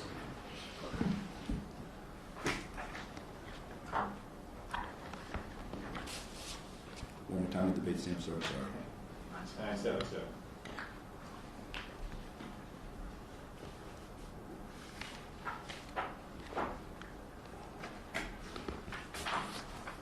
Okay, sir. So, looking at line 13, question here, right? Yes. Question was, so these personal cell phone messages had no relevance to what we just went through all of his duties as the case officer. That was my question to you, correct? Correct. And what was your answer? Correct. So you agreed with me on that. Yes, and what I said previously is that while the text messages weren't his duties, they affect everything that he does. But in this case, he's charged with unsatisfactory performance of duties, correct? Correct.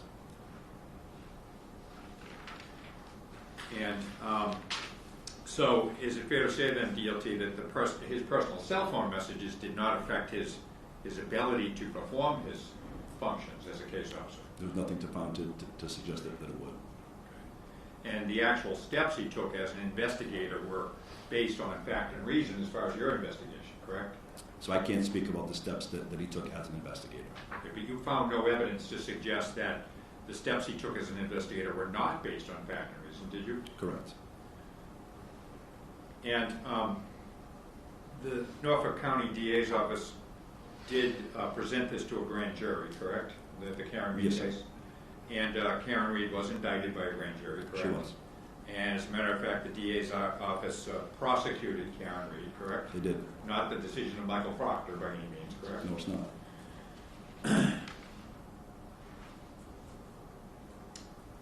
Could we look at Respondent's Exhibit 24, please?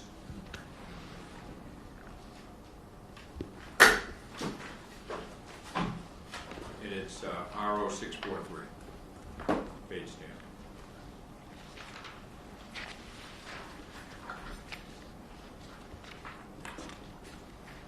Yes, sir. May I proceed, Madam Commissioner?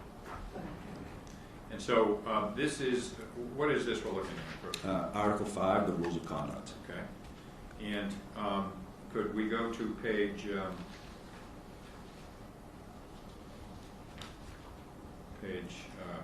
3, page RO 645, page stamp.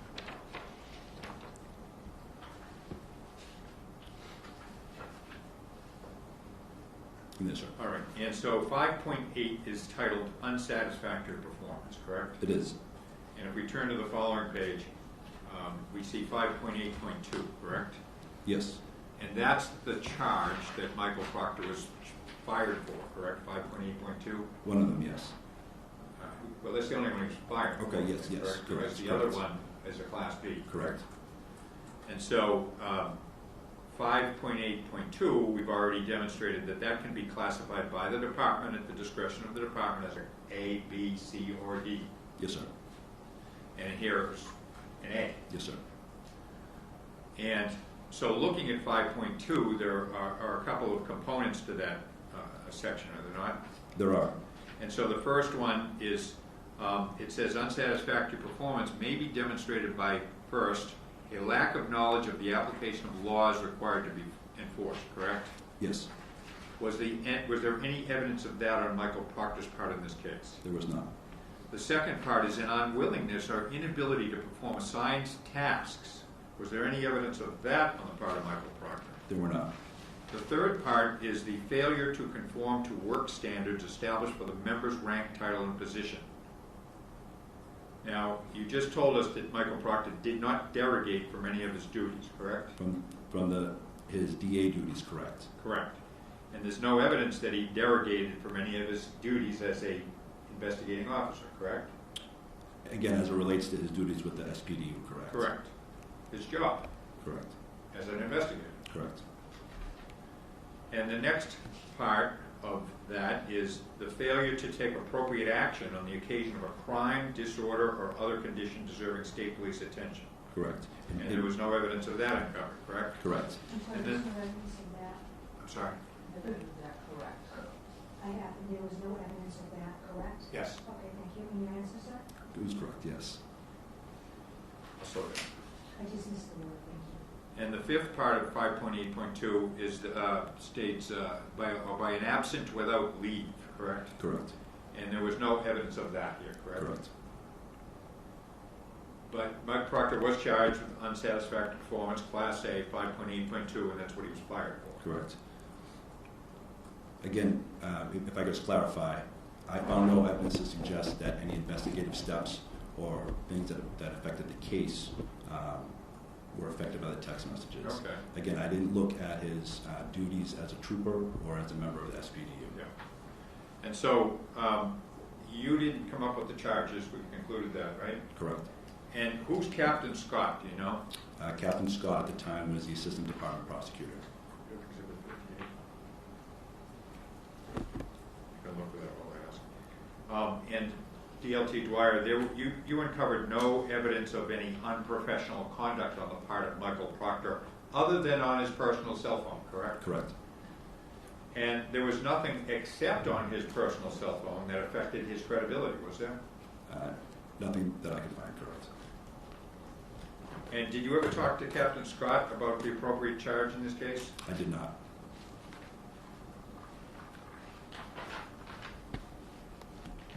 Could I just have a moment?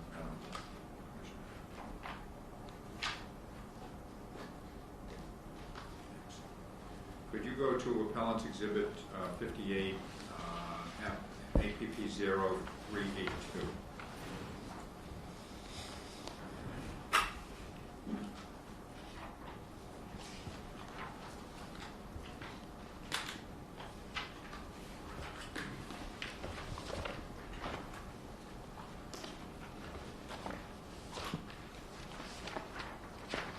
And there, sir.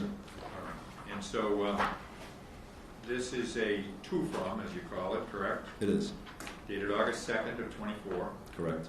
And it's from Captain William T. Scott, Assistant Department Prosecutor, right? Yes, it is. And it's directed to three people: Suzanne Caravaggio, the Department Prosecutor, correct? Yes. Major Keith Hagan, the Deputy Division Commander of the Division of Standards and Training, correct? Yes. And to Lieutenant Colonel Robert G. Shoemaker, Division Commander of the Division of Standards and Training, correct? Yes. And the subject is review of case number Trooper Michael D. Proctor, correct? Yes. And Captain Scott, now is Captain Scott an attorney? I don't believe so, no. And so number one in his to from is, I have read and reviewed the material contained in case file IA 2414. Would that mean he read your report? Yes, sir. I would assume that. And he says, number two, my recommendation for the appropriate charges in this matter is attached, correct? It does, yes. And then Captain Scott identifies charge summary, charge 1, Article 5.8, unsatisfactory performance, correct? Yes. And he labels them three specifications as Class A, Yes. correct? Yes. And then charge 2, 510 alcoholic beverages labeled Class B, correct? Yes. And so, was it was it William Scott who was responsible for the decision of what to charge Michael Proctor with? I would Sorry, agree. Madam Commissioner, I have to object again. We've covered this. The witness has now testified several times he was not involved in that process and does not know, and that it is a process suggesting it involves multiple individuals. This question is now repetitive, and it's asked and answered. I'll allow him to ask a question. Do you want to repeat the question? Please. You looked at this document from Captain Scott, correct? Yes. Right. After the investigation was over, correct? That's it. I'm talking about today. Yes. Right. So, was it Captain Scott who was responsible to decide what to charge Michael Proctor with? Again, I wouldn't know that. I know there's a process that's involved, and there are multiple people that are involved. Okay, fair enough.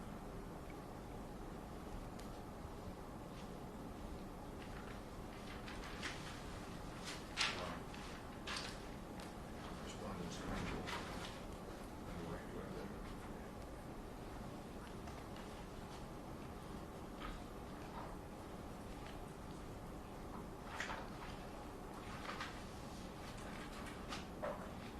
Just have a moment now.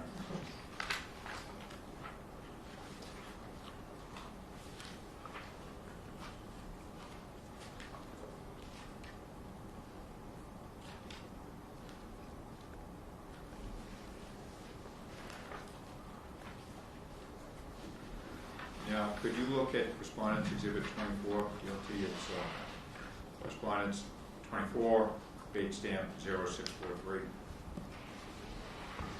We just looked at it. Yes, sir. And could you turn to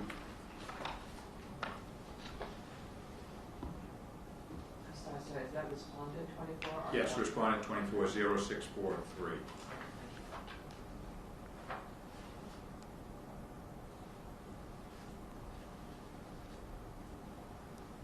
You have that in front of you, sir? I do. And so, Michael Proctor admitted to you the texts were unprofessional, immature, juvenile, poor choice of words, correct? He did. And that they were unbecoming, He did. and that they brought the department into disrepute. I don't know if you used those words, but yes. You used those words. I did, yes. Okay. And by the way, that term disrepute, that means the opinion of others has now been changed, correct? Correct. And you're familiar with 5.2 unbecoming conduct? Yes, sir. What is the genesis of that charge? Objection. What are you referring to Mr. Carlin? Mr. Branahan, are you saying that Mr. Proctor, there was an unbecoming charge included? No, my question to What are you referring DLT, and I can lay more of a foundation. Yes, please. Sir, you're familiar with Article 5, correct? I am. And you've conducted investigations under 5.2 unbecoming conduct, I assume, correct? I've never, so when I do an investigation, it's not under a specific rule or reg. I get you. But as a department IA officer, it's incumbent upon you to be familiar with the rules, correct? Yes, sir. In Article 5 and Article 6 and such, Correct. correct? And so you're familiar with the term, the Article 5.2 unbecoming conduct, are you not? Yes. Okay. And so what is the genesis of that charge? I'm sorry, I still have to object. I don't know what counsel is asking. What is the genesis of it? Is he asking who wrote it? Is he asking where it came from? What is he asking? I'll read One it. at a time. One at a time, please. You finish, Mr. Carlin? Yes, I'm honestly asking. I have no idea what that question is asking. Is he asking for the origin of the genesis? Means the origin of something. What is he asking about 5.2? Who wrote it? Mr. Branahan, do you want to finish your response? I can do either of two things. First of all, I'm asking about his understanding of it. Do you want to respond to what Mr. Carlin just said? Yes, I'm asking the DLT about his understanding of what unbecoming conduct, the basis of it is. And I can also read the article itself. I think what I've heard is that the witness is saying when he's investigating, he has to conduct first, not the charge, and then sort of conduct. He goes by what the conduct is, and then examines the department's rules and regulations. Are you asking what unbecoming conduct is? His understanding, based on his experience. I'll allow him to answer the question. I'm fine with that question. If he doesn't know, he doesn't know. I mean, that was my question. It might have been Sir, improperly worded. But it's a process. I'm allowing you to ask the question. So you asked me what my understanding of 5.2 is? Yeah. Generally speaking, it says that the behavior of a member, whether on duty or off duty, should reflect favorably upon the department. Okay. And in fact, 5.3 reads, does it not, on page RO644, members shall maintain a level of conduct in their personal and business affairs which is in keeping with the highest standards of the law enforcement profession, correct? It does. Members shall not participate in any act which impairs their ability to perform. I'm sorry. Do you want me to start again? Yes, it's meant, take it from members. I'll start all over. Okay, thank you. 5.3 General Conduct, DLT, reads as follows. Members shall maintain a level of conduct in their personal and business affairs which is in keeping with the highest standards of the law enforcement profession. Did I read that correctly? You did. Members shall not participate in any act which impairs their ability to perform as members of the state police or causes the state police to be brought into disrepute. Correct? Correct. Now, you have said that Michael Proctor brought the department into disrepute, right? That was one of your standard sustained findings? Yes.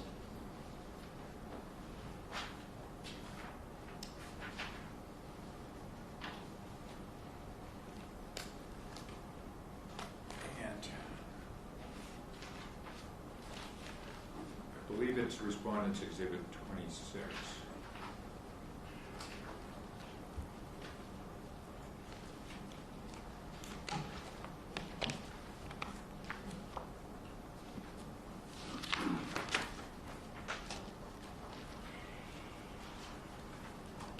Just have a moment, Madam Commissioner. Of course.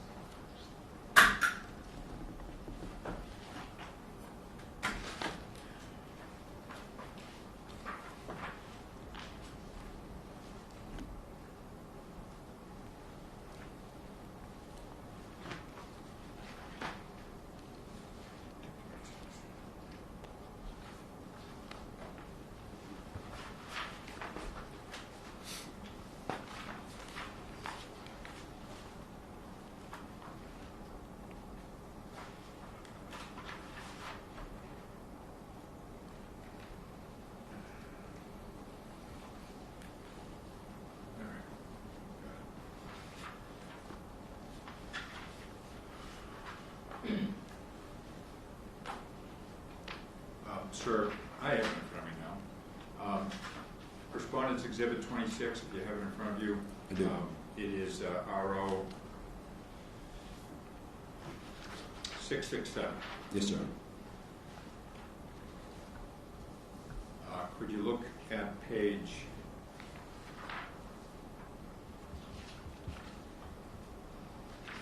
3 of that document, which is RO 669? Yes, sir. And do you see there 5.2 unbecoming conduct? I do.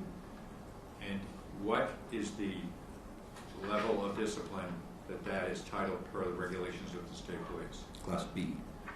And there's 5.21, which is also Class B, correct? Correct. There's also 5.2.2, which is Class A, B, or C, correct? Correct. All right, but 5.2.2 is not related to this, because 5.2.2 says members shall not frequent or remain in any place where they know or should know criminal activity is occurring unless in the performance of the duty or official business, correct?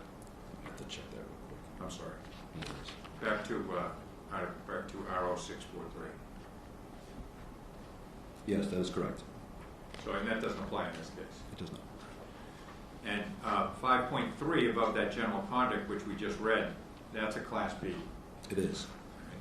And if you could look back on page 1 of this appendix for the state police rules,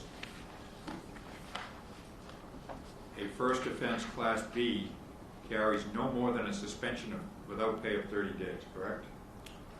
Correct.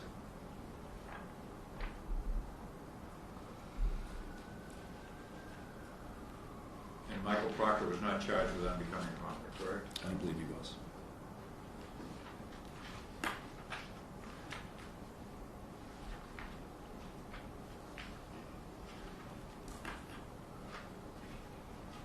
Now, you also investigated Michael Proctor for this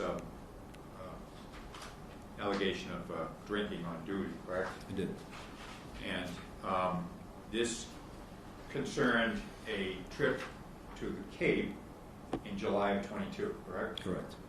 And it had nothing to do with the Karen Reed case, correct? No. And this came up only because you started to put a magnifying glass on Michael Proctor, correct? In the investigation. Argument. I thought this was cross-examined, sorry. Yeah, still no argument is allowed under cross-examination, and counsel You have knows to that. address me, not each other. Please, with the cross talk. Okay? I'll allow him to ask questions to Carly. You started to focus on the department, and you started to focus on Michael Proctor, correct? No, the alcohol aspect became a focus of the investigation because that's what he testified to in the trial. Okay, right. So he had volunteered that information. Yes. Okay, fine. In any event, it came up unrelated to Karen Reed's case, correct? Except it came up in the trial. Correct, yes. But July of 22 going Yes, to sir. the Cape had nothing to do with Karen Unrelated Reed. to the Karen Reed investigation, correct.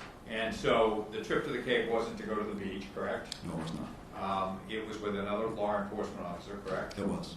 And it was to investigate a cold case, correct?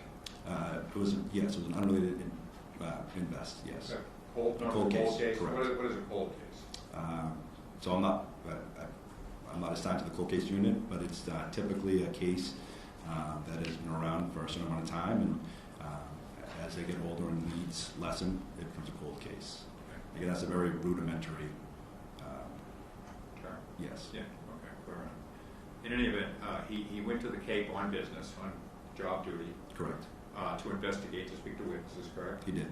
And in the investigation that you conducted, his interview, I should say, he was completely truthful about what occurred that day, correct? Correct.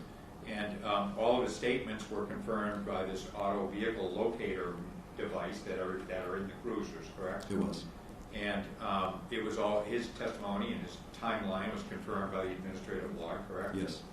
And when he went down to the Cape, he wasn't wearing a standard French electric blue state police uniform, correct? I don't believe he was. He No. would have been dressed as an investigator with a suit on, probably. Most likely, yes. And he told you that he went down to the Cape in an unmarked cruiser, correct? Yes. And he told you that he conducted interviews, correct? Yes. And he told you that on the way back, after working down the Cape all day, he went to dinner, correct? Correct. And he told you that he had 1 or 2 beers while he was having dinner. He did. And in fact, there's been a receipt produced from that dinner, correct? In this case? Not to me, there was not. We have Exhibit 39.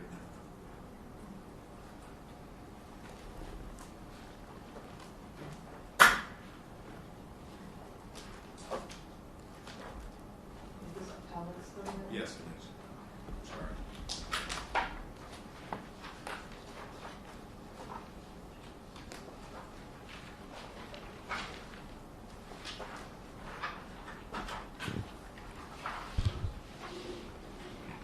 What number was it, sir?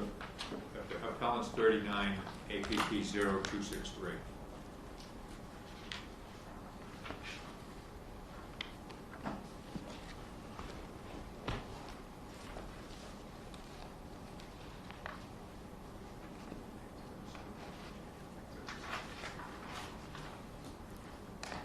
Okay, sir.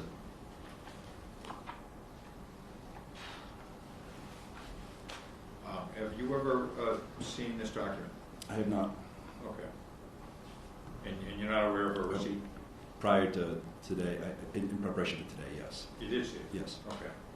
And so, are you familiar with the fact that this was an investigation by the local police department concerning that day? Yes.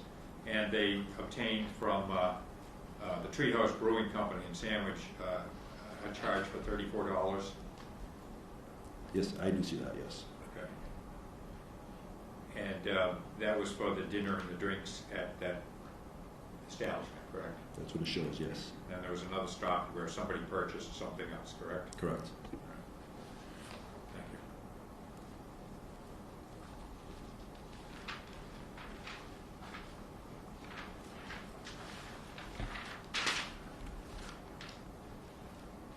Now, Michael Proctor told you that he, by no means was he intoxicated as a result of having dinner and 1 or 2 beers, correct? Correct. And he never told you that the other officer was intoxicated, correct? Correct. And he told you also that when he went into the restaurant, he locked his firearm in his glove box, correct? He did. And that is appropriate per policy It in is. the law, correct? I don't know if it was a glove box, but it was locked in an approved container. Okay. And he did not inappropriately request overtime, correct? He did not.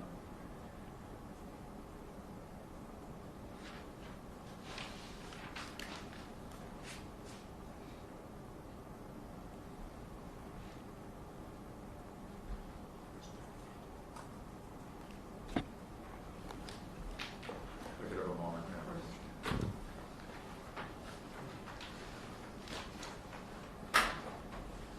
Could we go to Appellant's Exhibit 38, please, which is APP 0245?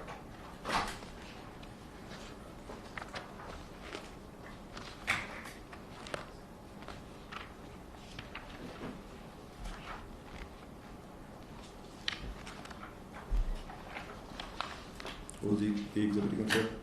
I'm sorry, the APP number? No, The the base exhibit. number? Base number is 0245. What was the exhibit number? 38. 38. Appellant 38. Oh, okay. I got it, sir. All right.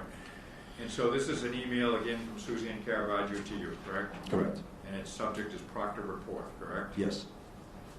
And the date is now Friday, July 26th, 24, at 11:36 p.m., correct? Correct. Late at night. And so Suzanne Caravaggio says, "Hi, Kevin. Attached, please find your report in Proctor with my latest additions and comments, questions. I'm on vacation next week and won't have access to my email, but you can reach me by phone with any concerns." Yeah, so now with me, and I have. Oh, I'm sorry. And I'm on vacation next week, I'm sorry. I'll go back, I'm sorry. I'm thinking everyone has this in front of them, I'm sorry. Sorry. Let me go back. So this is an email from Suzanne, correct? It is, sir. And it's to you, Kevin Dwyer. Yes. The subject is Proctor Report, correct? Yes. And it's dated Friday, July 26, 2024, correct? Correct. At 11:36 p.m. Yes. The attachment is Proctor, case number, report, correct? Yes.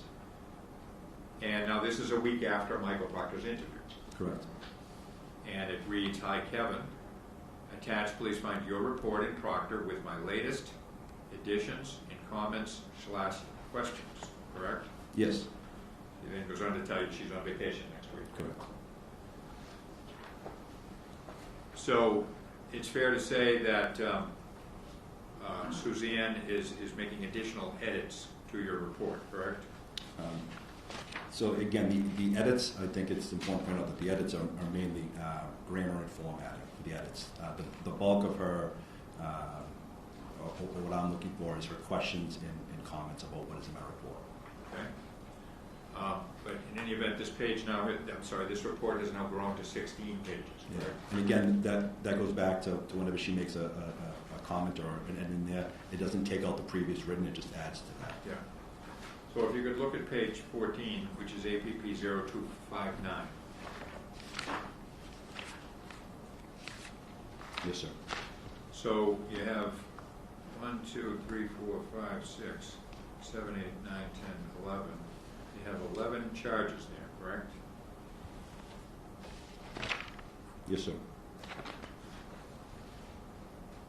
I'm sorry, there are 12 charges, correct? With the L, yes.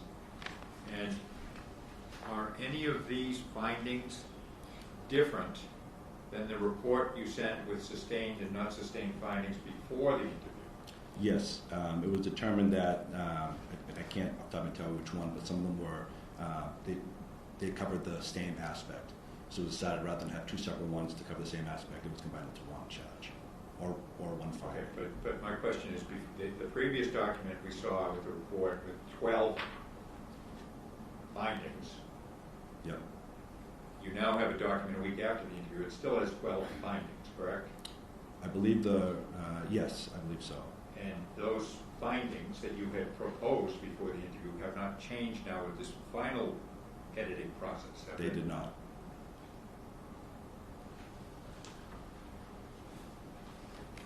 And so then after this report's done, he's been interviewed, the report gets finished, and it goes to Lieutenant Colonel Shoemaker, correct? Correct. And he's the designee of the colonel. He is.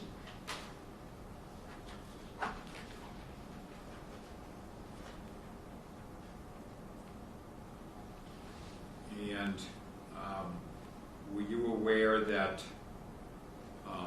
Suzanne and I were communicating as early as July 22 about scheduling a trial board before the report was submitted?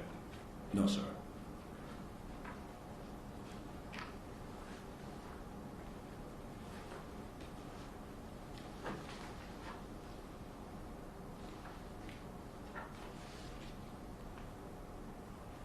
And I assume you're not aware either of, in early August, that I was questioning about a trial date for a trial board? No, sir. I'm not involved in the Fair communications. Are you aware of the fact that the trial board was scheduled for September 5th? I believe. I can't say for certain. I'm sorry, say that again. I can't say for certain.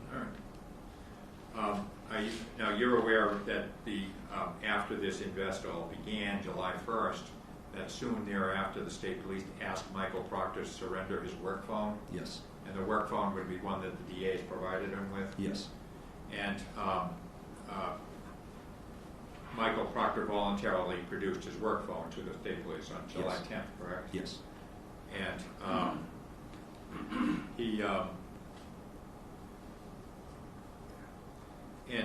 he also provided, John Staples, counsel for legal, asked me to have him provide his passcode, correct? Correct. And he voluntarily gave the passcode, correct? He did. And so then that phone was then extracted for other information, correct? It was, yes. What was the purpose of extracting his work phone? To determine if there were any other text messages in that phone that could have been derogatory about Karen Reed or other cases. Okay. And that phone was extracted. Who's Matthew Lavoie? He's the lieutenant that runs a unit that has the technology to get that information. Was it he or under his direction that work phone was extracted? Yes. And then you saw that report, correct? Yes. And could you look at Appellant's Exhibit 26, please?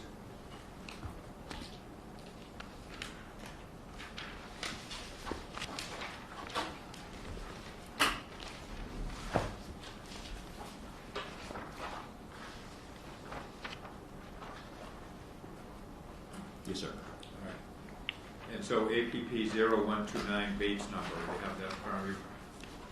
I do, sir. And this is first of all, down the bottom, we'll work backwards. There's an email there from you, correct? It is. Dated August 2nd of 24 at 11:30 a.m. Yes. And it's to Colonel Shoemaker, correct? Yes. And to Captain O'Rourke, Yes. and to DLT Goslin, Correct. and to Siobhan Kelly, legal counsel, correct? Correct. And copied on it is Scott Cooper. Who's Scott Cooper? He was another DLT that was an OPIA. Okay. And also David Toomey. Who's David Toomey? He's another DLT that's an OPIA. All right. And the subject of this email is Proctor work cell phone, correct? Yes. And you say, "Good morning all. The iCloud for Proctor's work phone was looked at today. There was hardly anything on there other than some photos and videos related to evidence from the Reed trial, in parentheses, the Canton driveway and plow truck, that I believe has already been entered into the trial. There were no messages or other content. The iCloud has 5 gigabytes of storage and available, and only 7% of it was used, which supports that there is hardly anything there. From what can be seen, there is nothing currently in the iCloud that would be of concern. If anything new is learned, we will pass it along." Did I read that correctly? You did. So nothing was found on the work phone. Correct. And so next, the department decided to go a step further and do what's called a cruiser dump, correct? Correct. What is a cruiser dump? So again, I'm not a technical person. My understanding is that I believe that when certain smartphones connect via Bluetooth to a vehicle, that some information can't get stored on the computers or the vehicle's computer. So a cruiser dump is essentially taking or searching his cruiser's computer to see if there's any data from his cell phone on there. So, let me just back up. The work phone would be a department phone. Correct. And the cruiser, obviously, is a department, personal property of the department. Yes. And so the cruiser dump would be designed to try to find something incriminating against Michael Proctor, correct? Objection. Well, I'll rephrase it. What's the purpose of Can it? we get a sidebar? Please come to sidebar. Please come to sidebar.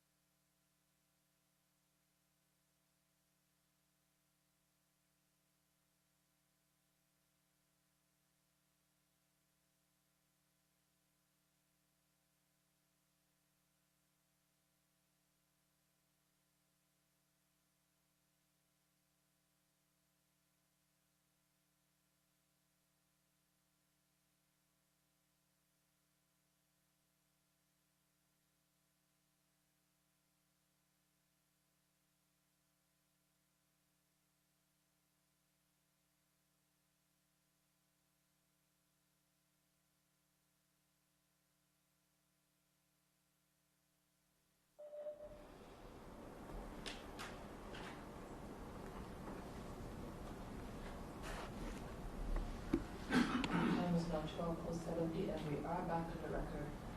That last question will be spoken for the record. Mr.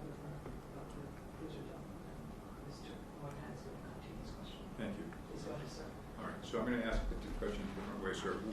What is, first of all, the state police in August of '24 performed a cruiser dump on Michael Proctor's cruiser, correct? Correct.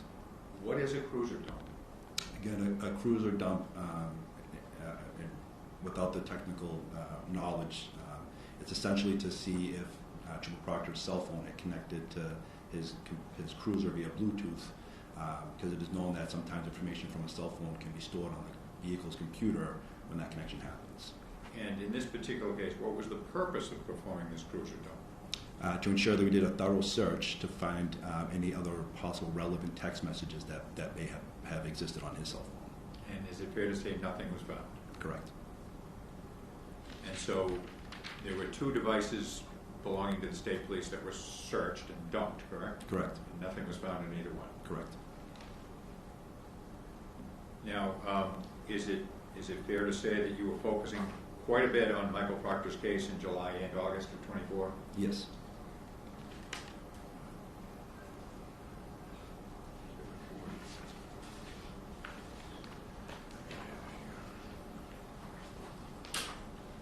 I'd like to go to Appellant's Exhibit 40.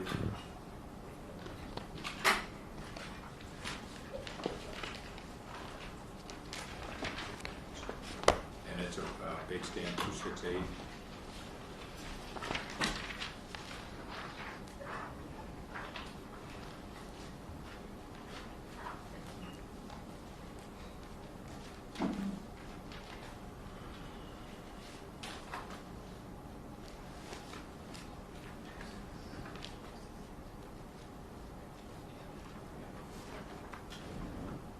Do you have that in front of you? I do.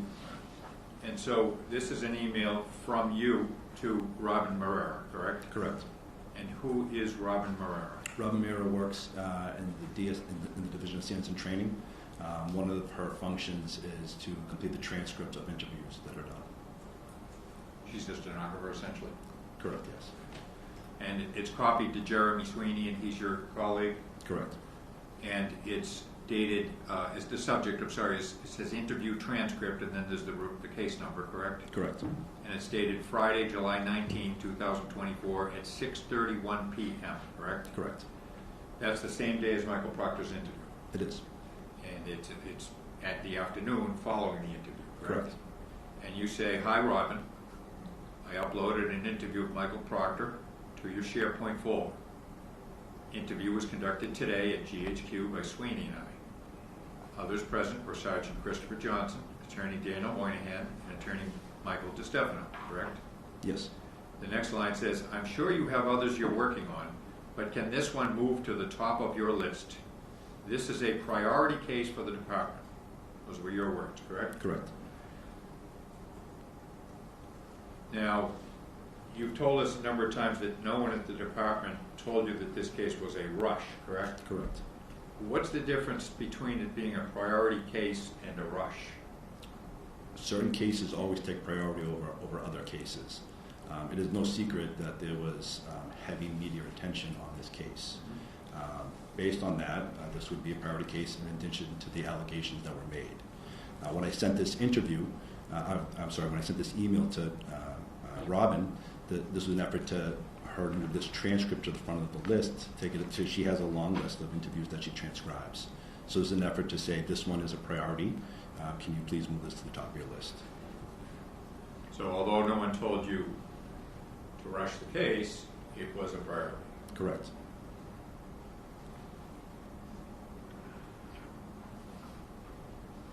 Could you look at Appellant's Exhibit 45, please, APP 0283?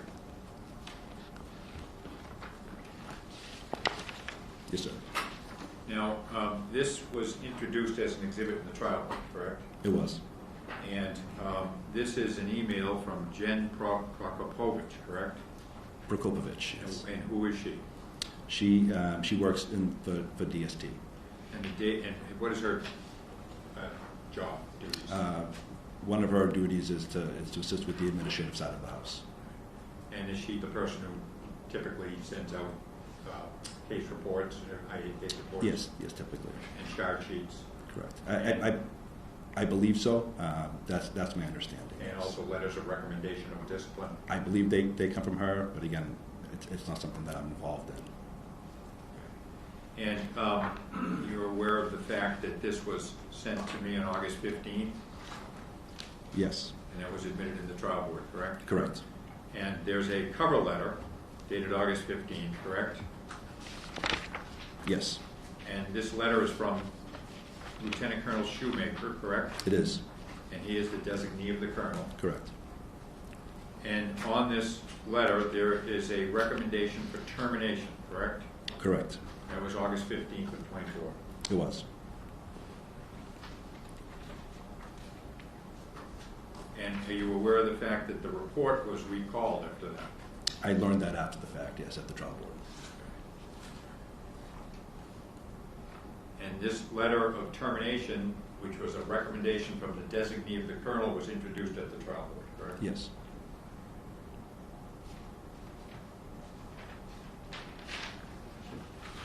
And you're aware of the fact that the trial board was postponed again from September?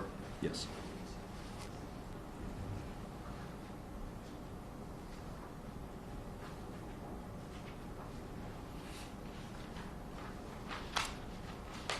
And if you could look at Exhibit 47, please. Appellant's Exhibit 47. Yes, sir.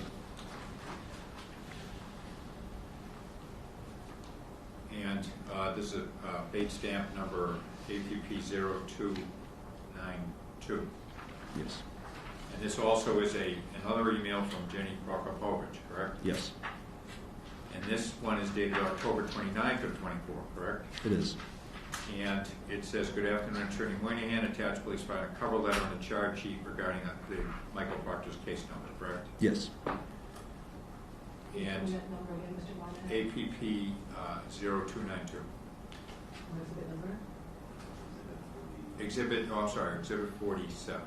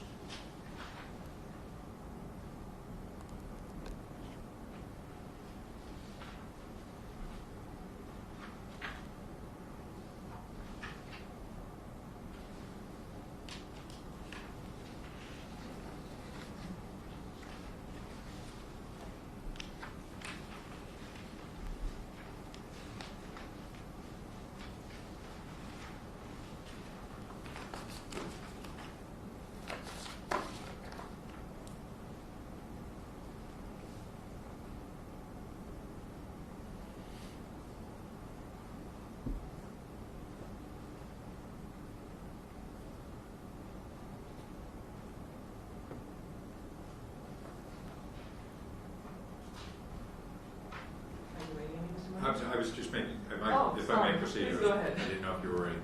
Please go ahead. Thank you. So DLT, this is from Jenny Prokopovich, I'm sorry if I'm destroying her name, and it's dated October 29th of 24, correct? Correct. And again, this attaches a letter of recommendation from Colonel Shoemaker, correct? It does. It's just a different date on it, October 29th, correct? Yes. And it again recommends termination of Michael Proctor, correct? Yes. And then we have the charge sheet accompanying it, correct? Yes. And this time the report was included with the recommendation of termination, correct? It's not with the exhibit, but if you don't know that. I wouldn't know, sir. Okay, fair enough. And Colonel Noble was sworn in as the new colonel in early October of 24, correct? I believe so, yes. Now, the next step in the normal process of an IA case is after I or counsel gets report that we try to negotiate some resolution, correct? I believe so, yes. And then if we can't, we go to a trial board. Correct. And in this case, we did have a trial board. We had 3 days, correct? Yep, yes, we did.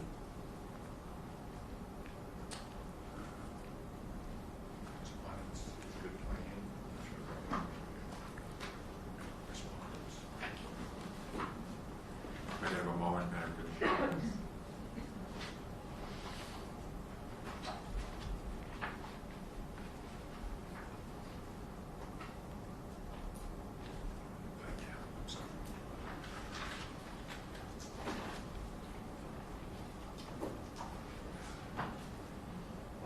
It's Respondents Exhibit 28, DLT,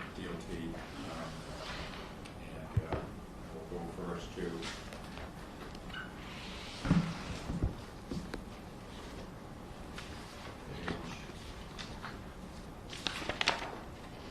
R0677. Yes, sir.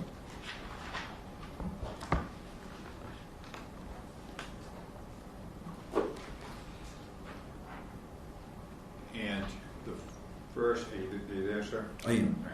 And so we had 3 days of a trial board, really 25, correct? We did. And without knowing, I would suggest January 15th, February 10th, March 13th, does that sound familiar? Yes. So the first day was January 15th, and that's the day that the trial board was first sat, correct? Yes. And so on this trial board, we had Captain Timothy Blackwell, correct? Yes. And he was the president of the board member, correct? Correct. We had Lieutenant Talitha McCarthy Johnson as the secretary of the trial board, correct? Correct. And we had Lieutenant Stephen Heen, H-E-A-N, as a member of the trial board, correct? Correct. And the location of this was at the headquarters in the second floor, correct? It was. And if we could look at Respondents Exhibit 25.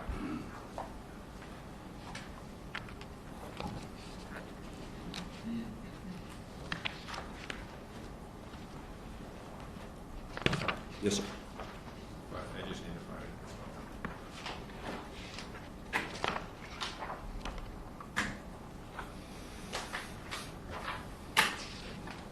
And this would be R0658, Bates number. Yes, sir. Now, this is Article 6 of the Regulations of the State Police, correct? Yes. And if you could turn, sir, to RO 6.5.1, which is Bates stamp number 662. I'm there, sir. 6.5 deals with hearing on charges, correct? Yes.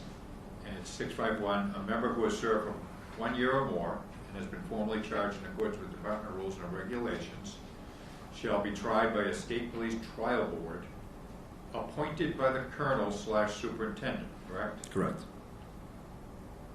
Now, so it makes clear that the colonel decides who sits on the trial board, right? Correct. And so Blackwell, McCarthy, Johnson, and Heen were appointed by Colonel Noble. Is that fair to say? Based on that, but again, I'm not involved in that in the selection process.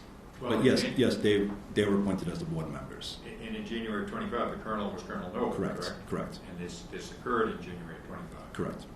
And so policy tells us that the board members are appointed by the colonel. Yes, sir. And if you could look at 6.7.8, and 6.7, first of all, governs the proceedings of trial boards, correct? Yes. And 6.7.8 on Bates stamp number 663 reads that the trial board, by a majority vote and in writing, shall summarize the evidence and make findings of fact. The trial board shall enter a determination of guilty or not guilty for each charge specification. I read that correctly? You did. And it then tells us that the board shall forward their findings to the lieutenant colonel / department superintendent, correct? Where are you seeing that, sir? 6.7, the following page, 664. Yes. So, in this trial board for Michael Proctor, we had 2 recommendations from Lieutenant Colonel Shoemaker as designee of the colonel, wherein he recommended termination, correct? Correct. Those were introduced as evidence. Yes.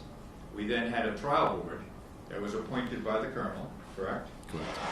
And it was their decision to decide guilt or innocence. Yes.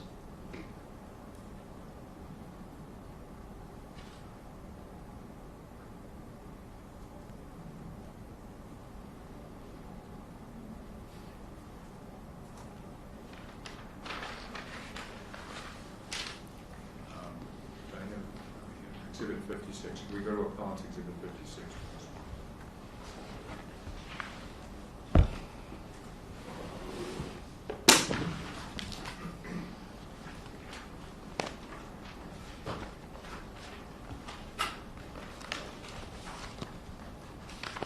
No, sir. And this would be Appellant's Exhibit 37, page 372.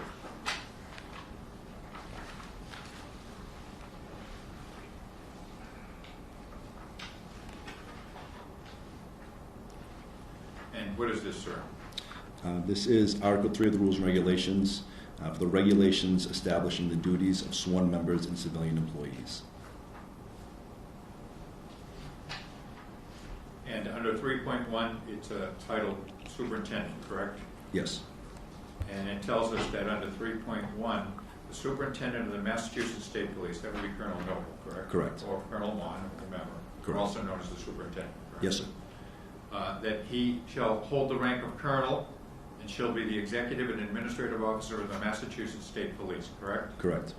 They shall promulgate all rules, regulations, policies, procedures, orders, and directives governing the Massachusetts State Police, including, but not limited to, discipline, organization, government, administration, training, and compensation. Did I read that correctly? You did. Those are all the powers of the superintendent, correct? Yes. And then it describes the deputy superintendent's powers, correct? Correct. If you could go to 3.3 on page 0373.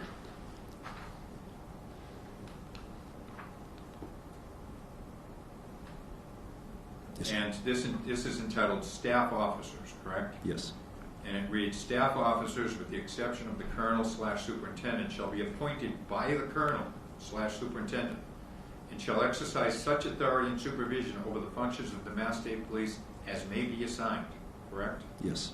And it then tells us 3.3.1, the term staff officer shall include the following ranks: colonel / superintendent, lieutenant colonel / deputy superintendent, lieutenant colonel, and then major, correct? Correct.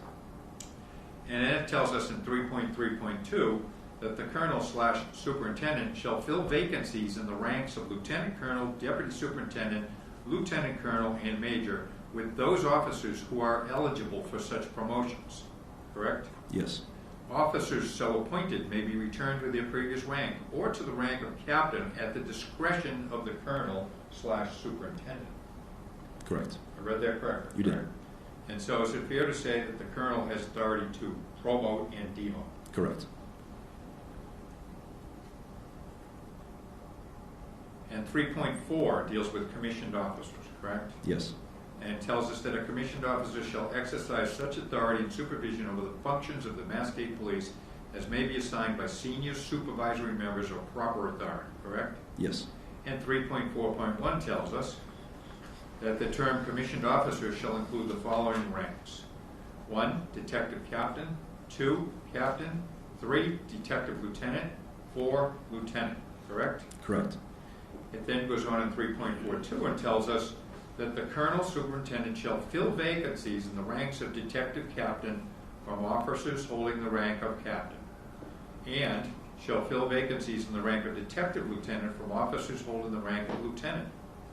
any officer so appointed to the rank of captain, of detective captain or detective lieutenant may be returned to their previous rank at the discretion of the colonel/superintendent. Did I read that correctly? You did.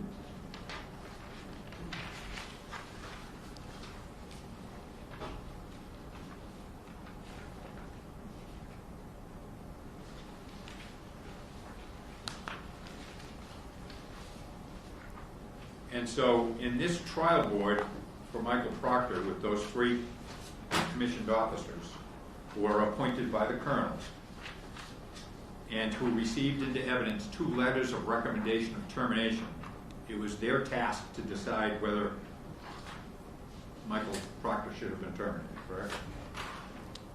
I believe it's their task to find guilt or not guilt with And the to charges. make a recommendation. Correct, yes. And they recommended termination. They Was did. it not? They did. Objection.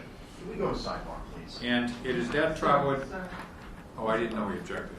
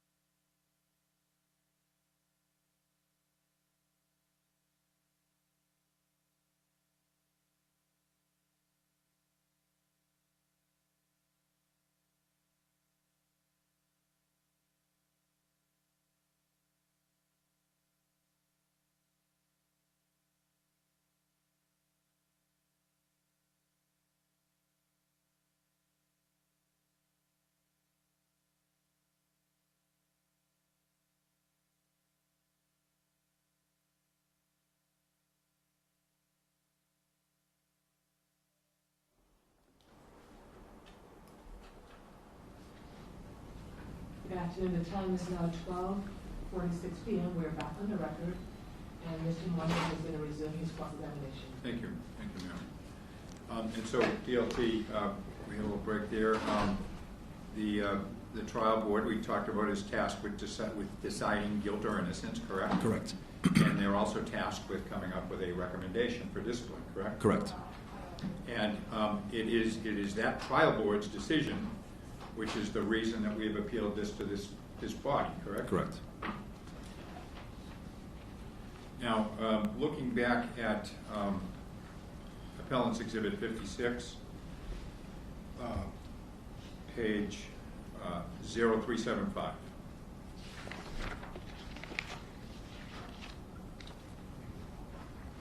Yes, sir. So, looking at 3.7, entitled Supervisory Members, you see that? I do. And it talks about the duties of supervisory members, correct? It does. And then on to the next page, 0375, 3.7 is continued, correct? Yes. And it says supervisory member, I think it should be plural, shall, and there's a colon there, correct? Yes. And there are numerous subsections, it looks like there are 12 of them going on to the next page, right? There are, yes. So 3.7.7 says that supervisory members shall ensure that rules, regulations, policies, procedures, orders, and directives of the Massachusetts State Police are enforced and adhered to by employees under their charge, correct? Correct. 3.7.11 says that supervisory members shall, and then it says, any unusual occurrence that may have an adverse impact upon the Massachusetts State Police shall be reported through channels to the division commander and as appropriate to the colonel superintendent, correct? Correct. How do you interpret that? If you learn of something that could impact the job's duties or performance, it needs to be forwarded through the chain of command. Okay, and then the next page, 3.7.12. Again, supervisory members' responsibility. Any unusual occurrence that may result in a question of the department's liability and/or result in heightened community or media interest shall be reported through channels to the division commander and as appropriate to the colonel superintendent. Did I read that correctly? Correct. How do you interpret that? Same as the previous. If you learn of something that could be impactful, it needs to be forwarded through the chain of command.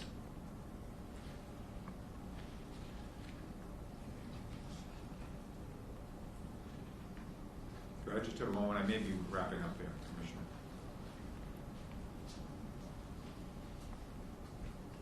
That's all the questions I have at this time. All right, Thank you, very much. DLT. Thank you very much. So it's a good time to take our lunch break. It's now 12:49 p.m. We ended earlier than I thought we would. Let me go off the record.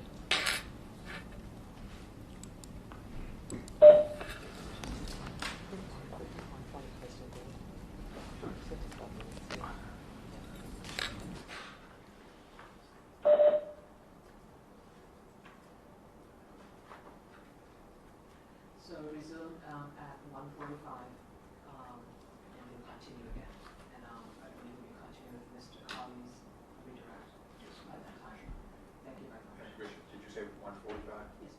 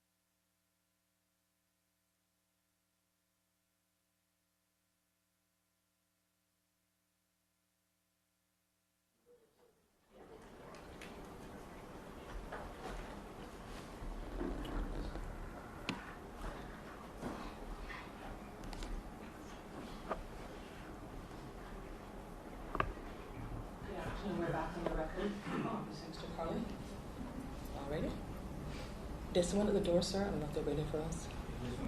Oh, okay. Thank you.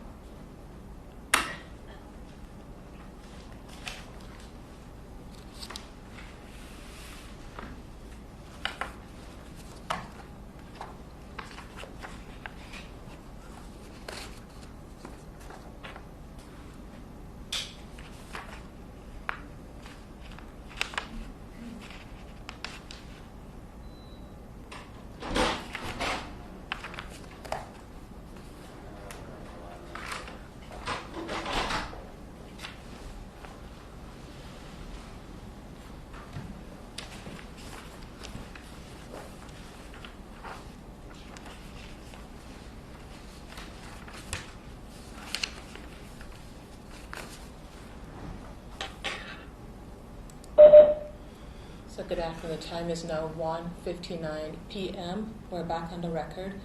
And Mr. Monahan, will you finish with your questions? I am finished. Thank you very much. Thank you.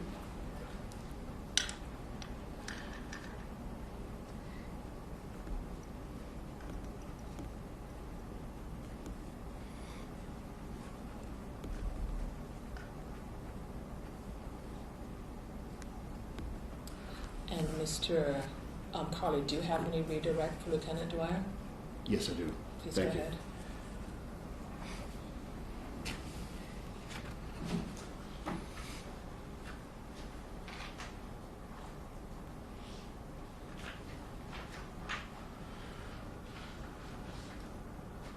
Thank you, ma'am. Detective Lieutenant Dwyer, good afternoon. Could I ask you first to please turn your attention to Respondents 18, Exhibit 18, page R0500.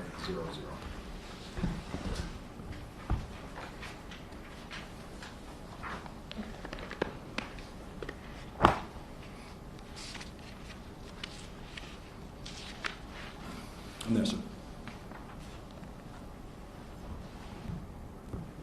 All right, sir. Do you recall a series of questions under cross-examination where certain portions or certain portions of your report here, portions of paragraph 21, were read to you? Yes. And you were asked if they were read accurately? Correct. All right, sir. For completeness, could we go to the fourth line down on page R0500, starting with the sentence regarding? Yes. You see the word regarding? I do. All right.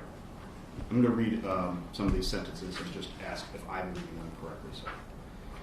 Regarding the information about the investigation that he texted, Trooper Proctor told investigators that he did not provide specifics besides the name of the decedent. While he may not have provided other specific case information to this friend group, he still provided information, including the cause of Mr. O'Keefe's injuries, that had not been released publicly. Did I read that correctly, sir? You did. And continuing at that same point with the next sentence. The comment Trooper Proctor sent about Ms. Reed being a, quote, whack job cunt, unquote, is an inappropriate and derogatory comment that shows Trooper Proctor had a personal dislike of Ms. Reed. Trooper Proctor testified that his comments were partially due to his emotions getting the best of him. Police officers have to act impartially and not based on emotion. However, police officers still experience emotions based on what they are exposed to. While this is understood, it is also understood that the emotions a police officer may feel about an individual are kept in check and their actions are based on reason and fact. Did I read that correctly, sir? You did. Continuing with the remainder of what you wrote in that paragraph, a few more sentences, sir. Did you also write, there is no evidence to show that Trooper Proctor's personal feelings influenced the actual evidence of the case, but the language used to describe Ms. Reed is offensive and created the appearance that he was not impartial. Did I read that correctly, sir? You did. Continuing. Trooper Proctor's comments about Ms. Reed, quote, excuse me, I'll restart that sentence. Trooper Proctor's comments about Ms. Reed having, quote, a weird Fall River accent, though, no ass, unquote, are inappropriate as they are a commentary on Ms. Reed's appearance and mannerisms. Again, these comments are offensive and created the appearance that he was not impartial. Trooper Proctor's comments, quote, she's got a leaky balloon knot, unquote, and, quote, leaks poo, unquote, are commentary on Ms. Reed's medical conditions. In his interview with investigators, Trooper Proctor acknowledged that the comments were unprofessional and regrettable. Not only are the comments offensive and unprofessional, but they are also medical issues that he disclosed to a group of people who were not privy to them. Did I read that correctly, sir? You did. And that was the complete portion of that paragraph, beginning with the word regarding and going all the way to the end of the paragraph. Correct. If I could ask you to turn your attention a few pages later to R0503.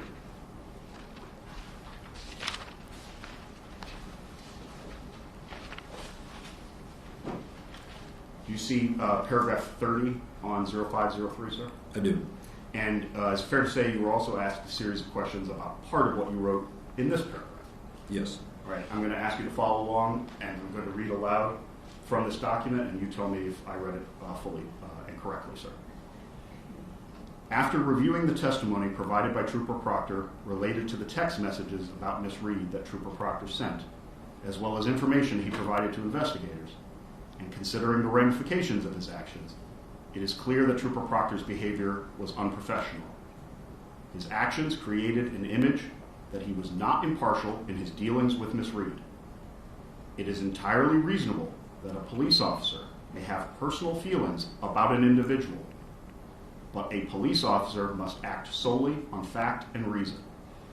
While there is no evidence to show that the police actions taken by Trooper Proctor were directly influenced by his personal feelings about Ms. Reed, his conduct demonstrated that he acted in an unprofessional manner that was demeaning to Ms. Reed and cast the department into disrepute. Is that the entirety of that paragraph, sir? It is. Thank you. Now, sir, in the same set of documents, again, respondents' exhibits, the binder you have in front of you, could I ask you to please go to R481, please? R0481. I believe it is 15, sir. 15? Let me confirm, please. I said 15. Let me confirm, please. It is Exhibit 15. Thank you. Thank you, Madam Commissioner. All right. Okay, I'm there. 0481, sir, Exhibit 15. I want to ask you, before I refer you, first of all, what is Exhibit 15, just to clarify for everyone? It is a transcript of the interview that we conducted with Trooper Proctor. And this would otherwise be known as the OPIA interview conducted in this case? Yes. As part of your investigation? Correct. Okay. And I think earlier you testified, and correct me if I'm wrong, this interview was audio recorded? It was. And it was also then reduced to this transcription as well? Correct.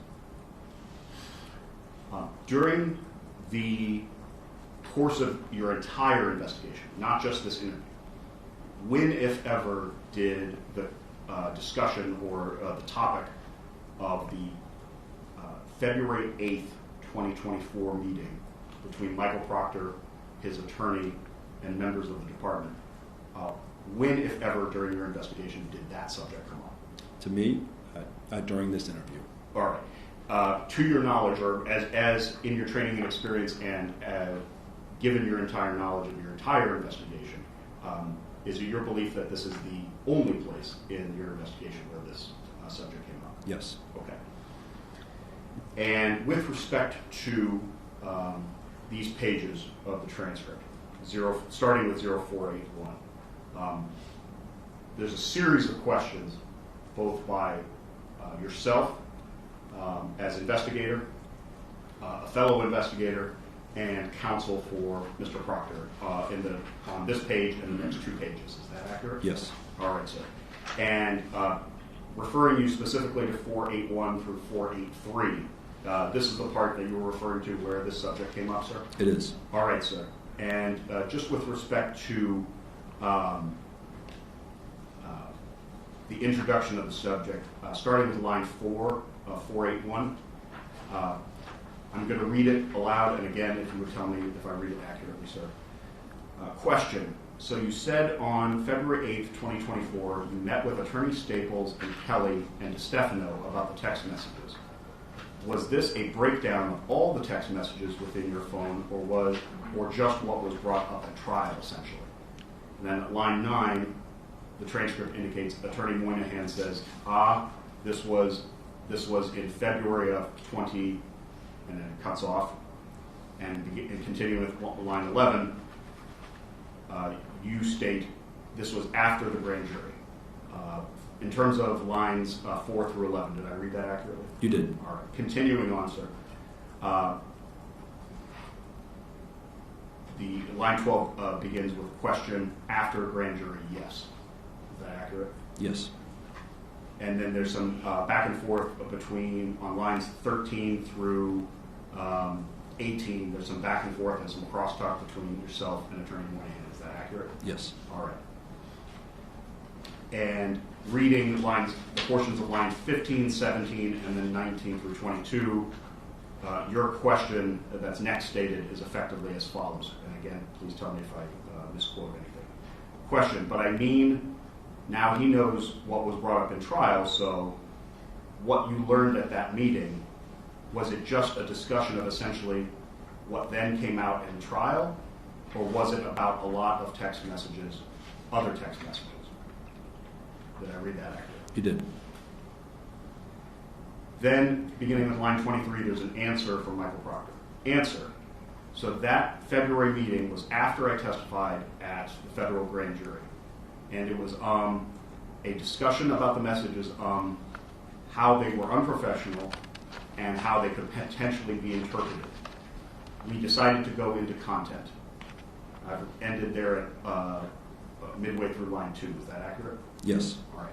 And after Trooper Proctor indicated in that statement that he had decided to go into content, he takes it a different direction and says, I mean, we, Attorney DeStefano and I can't remember specifically what I shared, but they didn't really want to hear the full content at that time.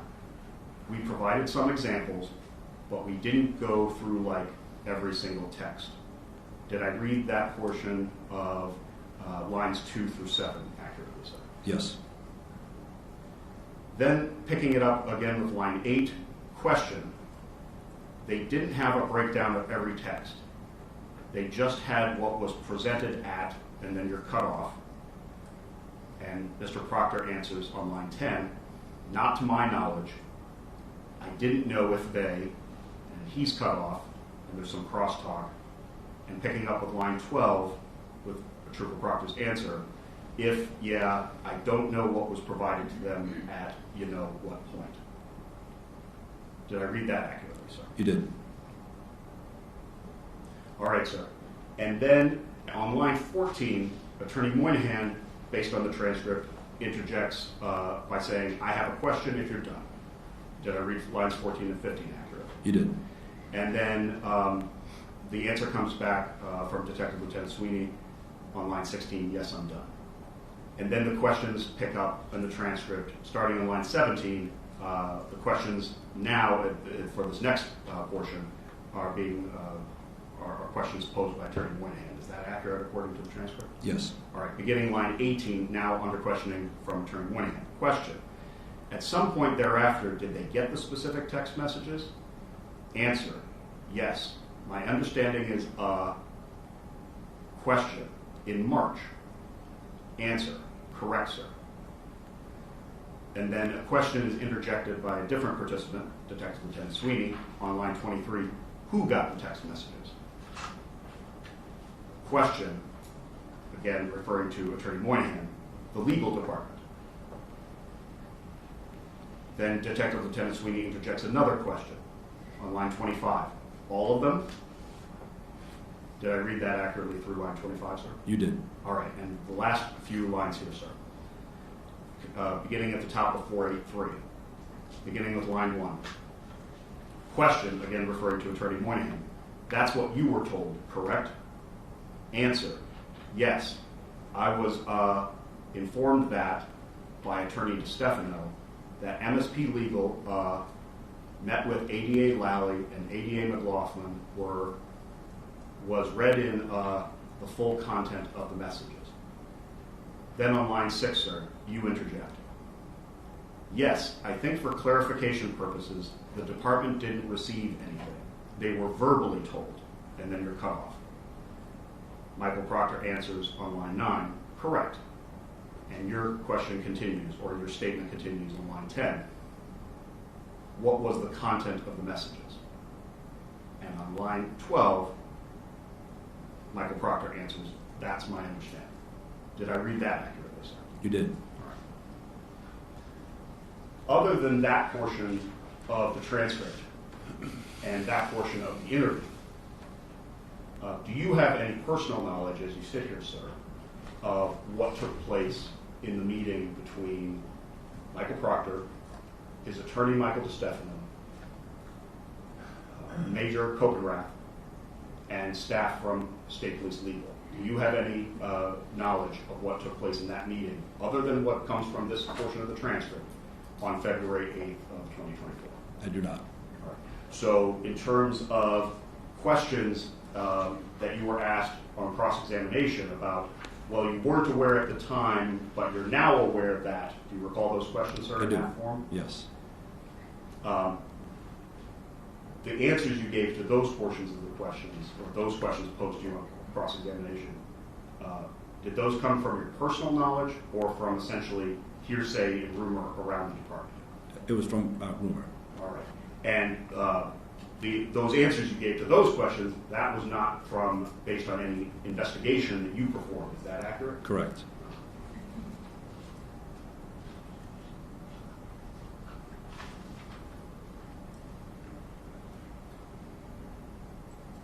All right, sir. I want to switch topics now and ask you about a series of questions you were asked on cross-examination concerning the timing of the duty status hearing for Michael Proctor. Do you recall a series of questions on that subject? I do.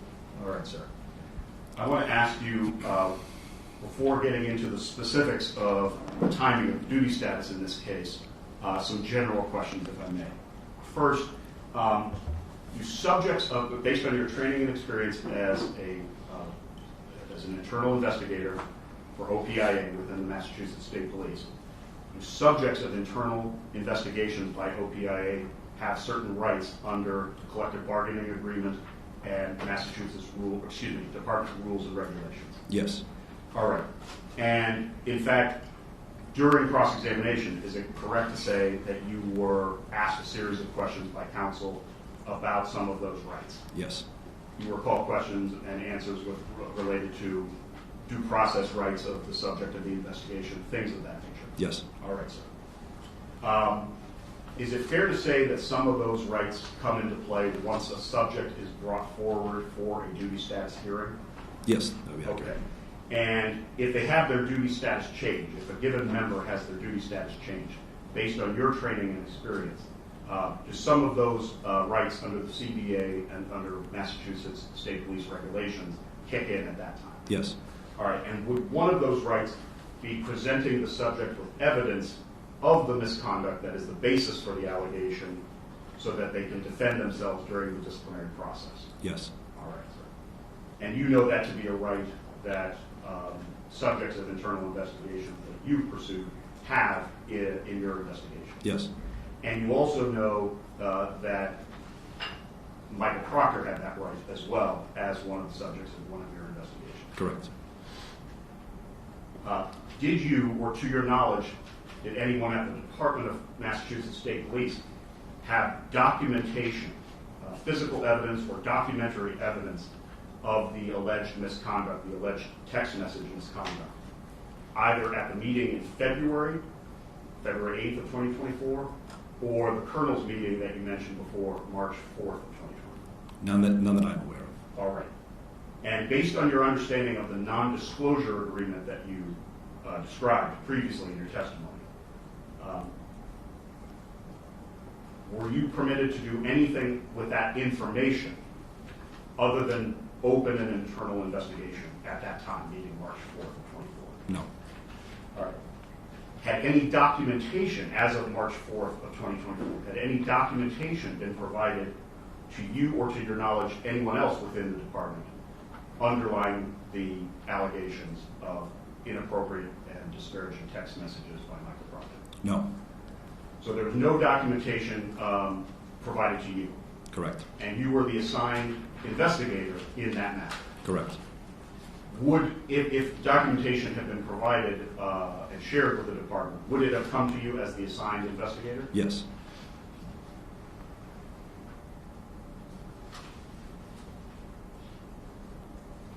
Based on your understanding of the NDA, were you allowed to share even the existence of the allegation of inappropriate text messages outside of the group of people who signed the NDA? No. When was the first time, sir, as the assigned investigator, when was the first time that you received actionable information and details about that alleged misconduct by Michael Proctor via the text messages that allowed you to move forward with your investigation? When Trooper Proctor testified at the criminal trial. As you understood the NDA, sir, you were not in a position to move forward with your investigation until you received Michael Proctor's public testimony about his conduct. Correct. And the department could not bring Michael Proctor forward to relieve him of duty, whether it be restricted duty or suspension with or without pay. It could not do so until it could provide the subject with documentation to support the accusation of misconduct. Yes.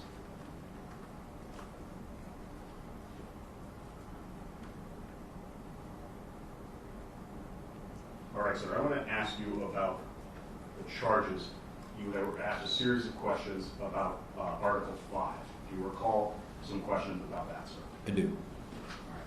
I'd ask that you go, please, to Article 5, which is Respondents 24.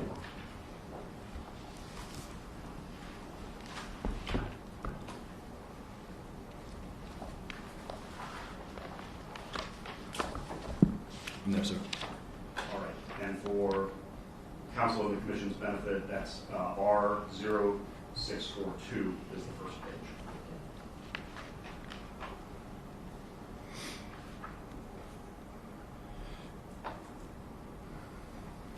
All right, sir. You have, let's call it 0642 is the cover page, 0643 is the first page of content from Article 5. Yes. Okay. Could you read? It's a very short. It's a very short bit, but just 5.1, if you could read, not 5.1.1, just 5.1. 5.1 is titled Violation of Rules. Members and civilian employees shall not commit nor cause to be committed any acts or omit any acts which constitutes a violation of any Massachusetts State Police rule, regulation, policy, procedure, order, or directive. All right, sir. And could I refer you then to R0644, the next page, specifically to 5.3. Do you see 5.3 general conduct? I do. Could you just read very briefly that one sentence, general conduct? Members shall maintain a level of conduct in their personal and business affairs which is in keeping with the highest standards of the law enforcement profession. Members shall not participate in any act which impairs their ability to perform as members of the state police or causes the state police to be brought into disrepute. Now I'd ask you to please, to drill down on this a little bit more. Please go to R0645. It's page 3 of that particular document. Do you have 0645, sir? I do. All right, looking down at the bottom of 0645, 5.8 is titled unsatisfactory performance, is that right? Yes. And 5.8.1, could you read 5.8.1, please? Yes. Members shall maintain sufficient competency to properly perform their duties and assume the responsibilities of their positions. Members shall perform their duties in such a manner as will maintain the highest professionally accepted performance standards in carrying out the functions and objectives of the state police. So, could you then continue on to the next page, R0646, excuse me, R0646, 5.8.2. You were asked a series of questions about 5.8.2 in particular as well, is that right? Correct. Could you just read for us the complete text of 5.8.2, and then I'll have some follow-up questions. Unsatisfactory performance may be demonstrated by a lack of knowledge of the application of laws required to be enforced, an unwillingness or inability to perform assigned tasks, the failure to conform to work standards established for the member's rank, title, or position, the failure to take appropriate action on the occasion of a crime, disorder, or other condition deserving state police attention, or by an absent without leave. Thank you for reading that, sir. Series of questions for you about 5.8.2 in particular.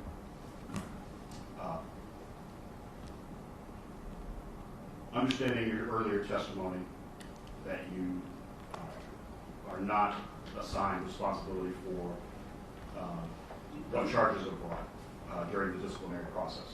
You're only assigned to the investigation and to either sustain, not sustain, or exonerate on each individual allegation, factual allegation. Understanding that, sir, do you see the portion of 5.8.2 that says unsatisfactory performance may be demonstrated, and then it proceeds from there? I do. All right, sir. Is your understanding that unsatisfactory performance may be demonstrated? What follows is a list of possible ways in which 5.8.2 can be violated? Yes. All right, sir. It is not your understanding that that is an exhaustive list? Correct. All right, sir. With respect to the questions you were asked about 5.8.2, do you recall a series of questions on cross-examination where you were asked to go down and after each one of those clauses, of each one of those sections under 5.8.2, you were asked, did you find any, effectively you were asked, did you find any evidence in your investigation to suggest that Michael Proctor violated this portion of 5.8.2? Do you recall that series of questions? I do. Did I characterize those fairly, sir? Yes. In your view? Yes. With respect to your answers to those questions on cross-examination, sir, can you explain how you were answering those questions? What did you mean by your answers when you did not find anything with regard to Michael Proctor's performance of his duties as a Massachusetts State Police detective assigned to Norfolk County? Yes. So my investigation was focused on the allegations over the text messages. It was not on any aspects that Trooper Proctor took in furtherance of the criminal invest. So when I was answering those questions, I was referencing the fact that during my investigation, I learned nothing to suggest that any of his actions impacted any of the investigative steps taken during the invest. All right, sir. Does it therefore follow from that testimony, sir, that you are saying that there's no evidence of a violation of 5.8.2 at all? No. Okay. With respect to, for example, in 5.8.2, failure to conform to work standards established for the member's rank, title, or position. With respect to that, going beyond just the specific investigative steps that you're aware of or became aware of during the course of your investigation, are you aware, based on the conclusions of your investigation and the evidence gathered, of a failure to conform to work standards established for the member's rank, title, or position in that broader sense of Trooper Proctor's duties? Yes. And earlier you asked, or you were asked a series of questions regarding your familiarity with Article 5, this document here, Exhibit 24. Do you recall being asked about your familiarity with Article 5 in general? I do. All right. And with respect to your familiarity with Article 5, it's fair to say that all members, not just internal investigators, are required to be familiar with Article 5. Is that an accurate statement? Yes. All right. With respect to all members being familiar with Article 5 and your knowledge of Article 5 in particular, sir, is there any portion of the sections we just read or any portion of Article 5 that says members shall conform in the following way except when on a personal cell phone? No. Does it say except when texting with one's high school friends? No. Does it say except when you're stressed or angry at a suspect? No.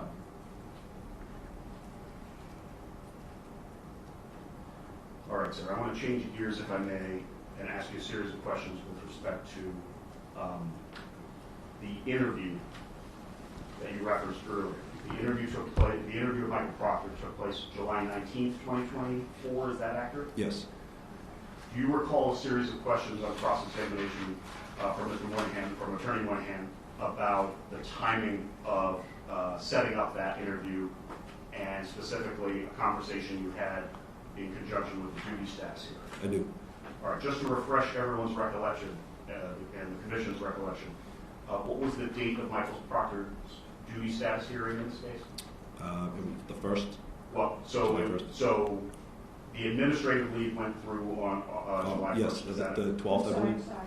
The administrative leave went through on July 1st? Yes. Okay. And the actual duty status hearing didn't occur, and based on scheduling issues, didn't occur until July 8th of 2024. Correct. Is that accurate? Yes. Okay. With respect to July 8th in particular, do you recall a series of questions from Attorney Moynihan with regard to your attempts to speak with him at or around the same time as the duty status hearing and asking him to set up a time for Michael Proctor to come in and give the interview? I do. All right. And, sir, you were also asked a series of questions about your motivations and the how much emphasis or how much importance you put on the timing of getting that interview done quickly. Yes. And you were also asked about how common it was, for example, for you to go to, for example, the counsel of a subject of an internal investigation at the duty status hearing in an effort to set up the duty to, that's a terrible question, pardon me, I'll start over. Do you also recall a series of questions asking about how common it was for you to approach counsel for a member at a duty status hearing to set up the interview? Yes. And you acknowledge that it may have happened before, but it is somewhat unusual to do so. Correct. Can you explain why it happened in this case, sir? Yes. So typically, when someone gets their duty status altered, that typically happens at the beginning of the investigation. In this case, that did not happen. The investigation began in March. I learned of the content of his text messages when he testified in the trial in June. At that point, I started my analysis of the text messages to include the analysis of his pay station records at his ABL. At the time of his duty status hearing, my investigation, the bulk of it had been completed. The only piece that I had left to do was to interview Trooper Proctor. So when I approached Attorney Moynihan, it was an effort to get that interview going. Let me ask you a couple follow-up questions, if I may there, sir. When you said you had completed every other step of your investigation except for the interview with Michael Proctor, did that include some of the exhibits we saw in your testimony yesterday? For example, your collection and analysis of the ABL data, your collection and analysis of the pay station reports, things of that nature? Yes. Those were all complete as of July 8th, 2024? Yes. In fact, every part of your internal investigation was complete as of July 8th, 2024, with the exception of the interview from Mr. Proctor? Correct. Was there any reason to wait to schedule the interview of Mr. Proctor, given that you were at that stage of your investigation on July 8th, 2024? There was not.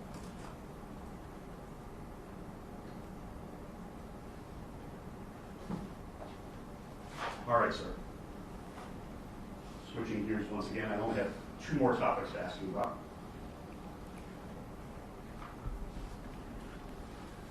You were shown under cross-examination a series of emails that you shared with a fellow OPIA investigator, the chief of OPIA, Lieutenant Colonel Shoemaker, and Suzanne Caravaggio from the State Police. Is that accurate? Yes.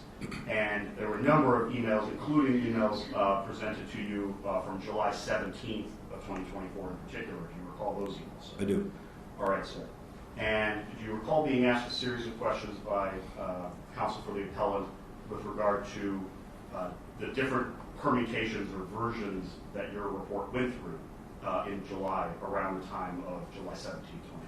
Yes. And one of those, you were asked a series of questions about a new version of your report from the afternoon hours or the PM hours of July 17, 2024, that included preliminary recommendations as to each allegation as you put forward in that draft of the report at that time. Do you recall that? I do. All right, sir. And do you recall a series of questions about whether or not you had reached premature conclusions in this case? Yes. All right, sir. Commissioner, may I approach, I handed it up earlier in the hearing when this topic came up before. The two-page document, yes. May you have a copy? May I approach the witness with a copy? Do you have an additional? I do have an additional. So are you going to submit it? I was just going to ask Detective Lieutenant Dwyer to authenticate it, Yes. and then I would be offering it as an exhibit, yes. Please go ahead.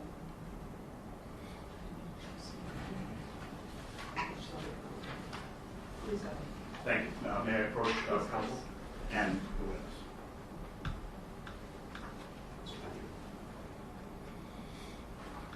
Sir, handing you a two-page document, can you just take a look at that for me, please, and tell me if you recognize what you see there? It was an email that I sent. All right. And the date of this particular email is July 17, 2024, and specifically sent at 9:05 p.m. and 14 seconds? Yes.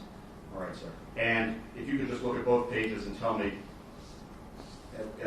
based on your awareness and your personal knowledge, is this do these two pages fairly and accurately reproduce the content of this email chain as it existed at that time? Yes. All right. I would ask that this be, would it be exhibit, Respondent's Exhibit 37? Can you tell me who Jeremy Sweeney is again? Sir, would you please tell the Commissioner who Jeremy Sweeney is? He was a DOT that was assigned to OPIA. Thank you. All right, sir. I'm going to refer this, I apologize. I admit that is Respondent's Exhibit 37. Thank you, thank you. I'll now refer to it. Oh, okay. Sorry. Thank you very much. I'll now refer to it as Exhibit 37, sir, for clarity. On Exhibit 37, is it fair to say that this particular email was drafted after you had submitted within OPIA the new version of your draft, which contained those preliminary recommendations? Yes. Or preliminary conclusions, is that a fair way of putting it? Yes. Okay. And is Exhibit 37, and specifically the two lines at the top that you added at 9:05 p.m. that evening, is that by way of explanation for the new version of the draft? It is. Could you please read aloud the entirety of those two lines, please? Yes. Also, and obviously, the recommendations are only based on what we know so far, and it's just a draft. They may be changed based on what we learned from Proctor. Now, sir, I want to move slightly ahead of Exhibit 37, but related questions. The interview of Michael Proctor took place July 19th, less than 2 days later after this email was drafted. Yes. All right, sir. And as of July 19th of 2024, following the interview, did you take it upon yourself to conduct a summary and analysis of what Trooper Proctor told you and investigators in that interview? I did. Did you, in fact, update your report to include the content of what Trooper Proctor stated during that interview? I did. And did you also check the earlier versions that you had entered into the draft copy of the report, the boilerplate that you mentioned before? Did you check that for accuracy? I did. Did you also have occasion at that point to analyze and incorporate Michael Proctor's testimony into your findings and conclusions in your report? I did. Now, do you recall a series of questions on cross-examination about how the draft copy of your report existed as of July 17th, 2024, a couple days bore the interview, and the final version as it ultimately ended up? Do you recall a series of questions about that? Yes. Do you recall questions specifically directed to you as to whether or not any of your recommendations changed after the interview with Michael Proctor? I do. All right. Can you tell us why none of those recommendations changed after the interview was complete? Nothing was learned in the interview that changed the facts as we already had them. For the most part, Trooper Proctor had confirmed basically what he had testified to. So the sustained charges were kept. In addition, he also confirmed the charges that we did not sustain as well. During your interview, did you have occasion to ask clarifying questions or additional questions that were not necessarily asked during his public trial testimony? Yes. And did you consider those questions of importance to you in your investigation? Yes. And with respect to those questions, were you seeking additional information and insight as to whether or not Trooper Proctor's, each individual allegation against Trooper Proctor was accurate? Yes. Or was supported by evidence? Correct. And you had the opportunity to ask all of those questions and Trooper Proctor answered them? Yes. All right.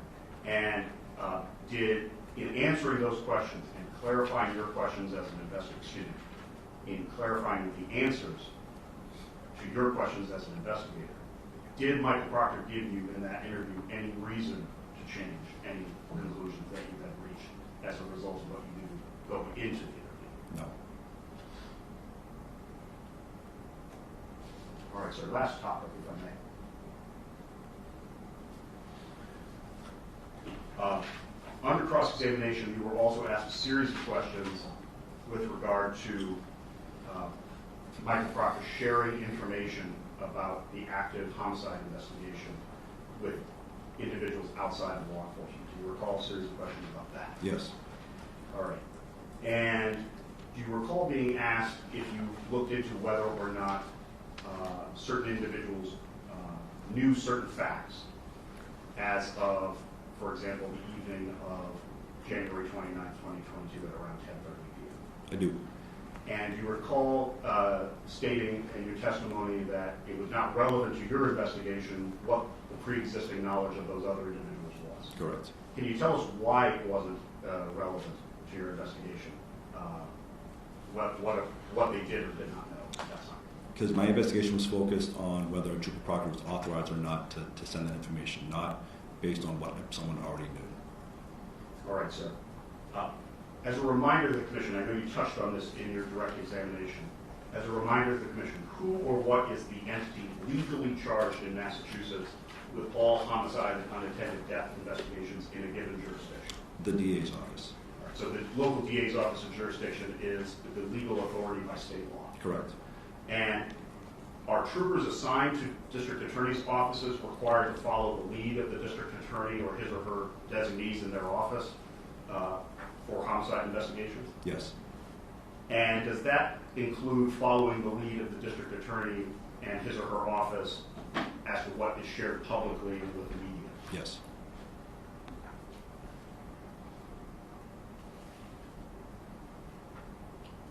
Do you recall testifying in trial court in this matter? I do. Do you recall being asked a series of questions under cross-examination at the trial court on this particular topic? I do. And do you recall a series of questions designed to elicit from you whether or not you had any information about how public certain information was in the hours following the discovery of John Dee's body? Yes. As a result of being asked about that at the trial court, as the investigator in this matter, did you have occasion prior to today to go seek out additional information to nail down the timing of when the Norfolk County District Attorney's Office authorized release of certain information? I did. Sir, to your, based on the information you tracked down from the source, the Norfolk County District Attorney's Office, when did that office first make a statement about providing any information about the discovery of the deceased John Keith's body? I believe it was in the late afternoon of the 29th.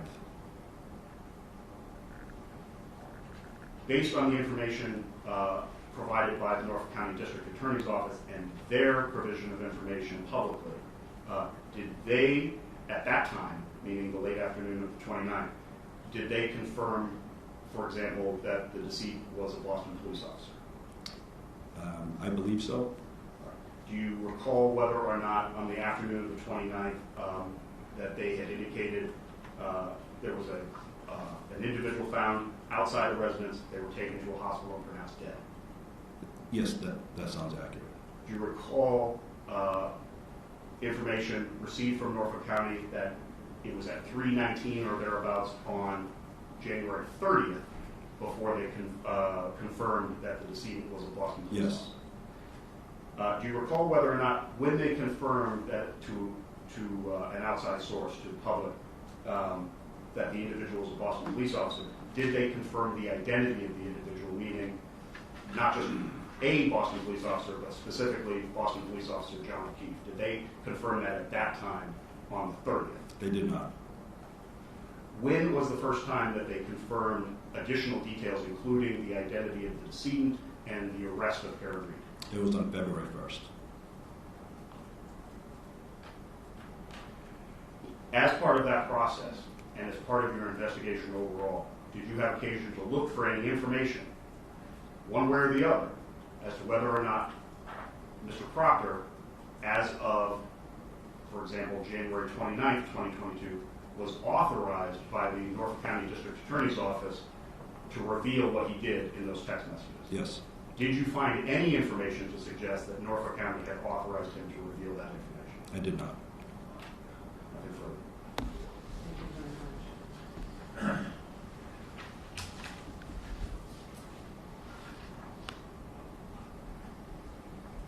Do you have anything, Mr. Martin? Just a few Very questions, briefly. Commissioner. Just to backtrack, DLT, Michael Proctor was not charged with dissemination of information, was he? No, sir.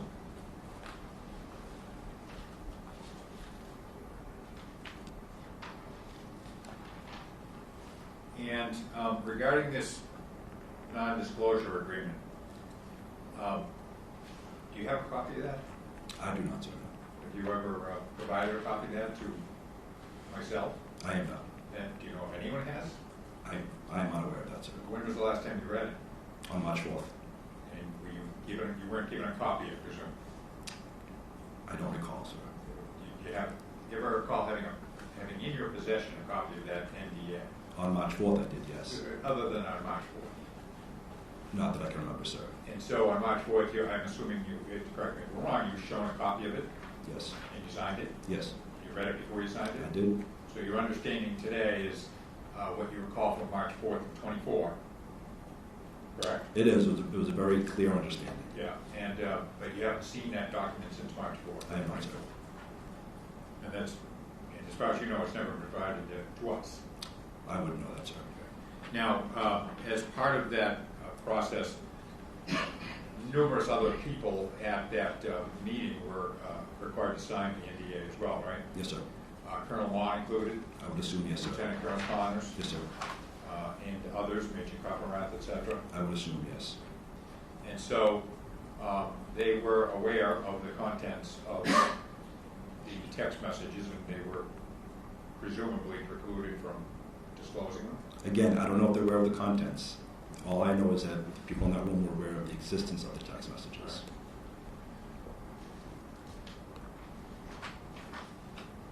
Now, you were shown what I believe is a Respondent's Exhibit 26 a moment ago. If you could take a look at that and its fate stamp number. Sorry, I think it's 25.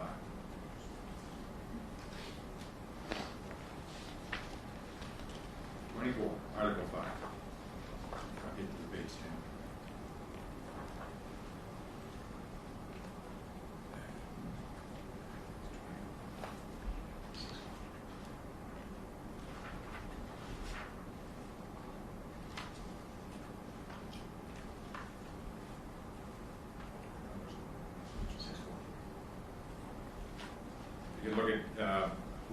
attendance exhibits, 643, which were shown a moment ago. Yes, sir, I'm there. And this is Article 5, correct? It is. And you were shown the category of discipline entitled unsatisfactory performance, correct? 5.8 on page stamp 645. Yes, sir. And you specifically read 5.8.1, correct? I did. And you told us that 5.8.2, first of all, that's what Michael Proctor was eventually charged with, correct? Yes, sir. You told us earlier that you don't decide what charge Michael Proctor or any trooper is going to be charged with, correct? Correct. But you told us that 5.8.2, which is very clear and specific, only lays out possibilities of examples of unsatisfactory performance, right? Can you ask that again? You told us on redirect that 5.8.2, first of all, that's what Michael Proctor is charged with, correct? Yes. That only lays out possibilities. Recall telling us that? Yes, sir. Okay. But 5.8.1 is pretty specific, is it not? It is. Yes, sir. And that's the category of unsatisfactory performance, which, as you read, members shall maintain sufficient competency to properly perform their duties and assume the responsibilities of their positions, correct? Yes. Members shall perform their duties in such a manner as will maintain the highest professionally accepted performance standards in carrying out the functions and objectives of the state police. Did I read that correctly? You did. Okay. And could you go to Respondents Exhibit 26, please?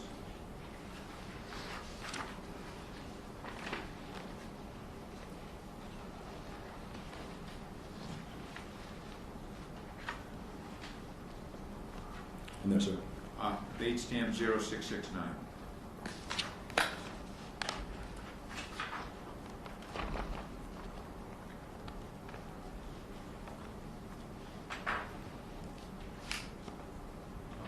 I'm ready, sir. All right.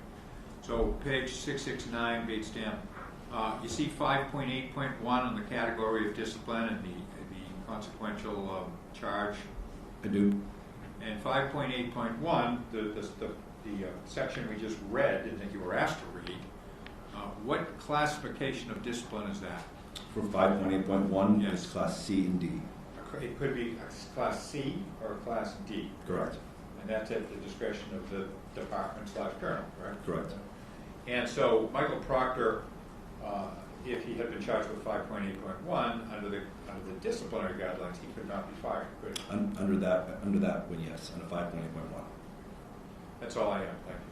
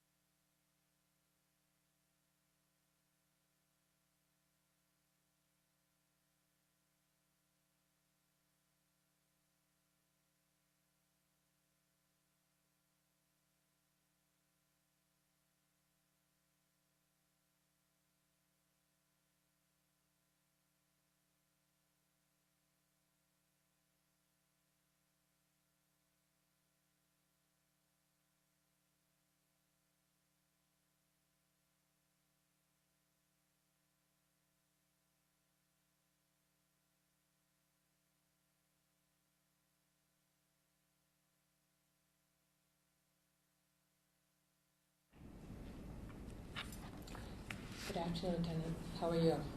I'm well, ma'am. How are you? So I have a few questions for you. Just I'll begin with asking about your background. When did you first join the state police? In 2004. And what were your first assignments? My first assignment was out of Leominster Barracks. And you were just a trooper? Yes, sir. Yes, ma'am. And how did your career advance after that? From the Lawrence Barracks, I was assigned to the State Police Detective Unit of Worcester County for about 6 years. Say that slowly. State The Detective State Unit, Police Detective Unit for Worcester County. Worcester County. Okay. Okay. From there, I was assigned to the High Risk Victim Unit for about 4 years. That was also in Worcester. It was a statewide unit. And what year did you begin that? It would have been 2016, I believe. So you were in Leominster for how long? A little over 5 years.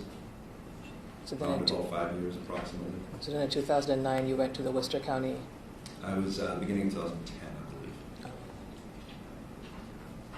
And then after you left the high risk unit, where'd you go next? From there, I went to it's called the Public Response Unit. And that's also statewide? It's a statewide, well, it's a unit that's based at headquarters. Which is where? In Framingham. So please no acronyms and just I apologize. give me all the late for this. What year did you go to the public response unit? What year was that? 2020. 2020. And you attended the State Police Academy? I did, yes. And Lieutenant Dwyer, what is your level of education? Where'd you go to school? College. College. Did you do an advanced degree? No. And when you joined, when you were at the police academy and after, have you had any trainings since you were hired? On the state police? Yes. Yes. Investigative trainings and Yes. internal affairs trainings? Yes, Can you ma'am. please describe those?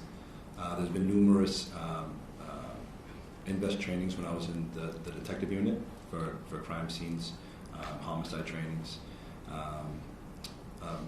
I've been trained in sexual assault investigations, human trafficking investigations, multiple IA investigations. There's doing a bunch over the years, but those are the ones that stand out to me now. When did you become a detective lieutenant? In 2021. All right. So I just would like to go over some of the work you did on this matter. So I'll ask you please to turn to Exhibit 19. The respondent or the appellant? The appellant, Exhibit 19.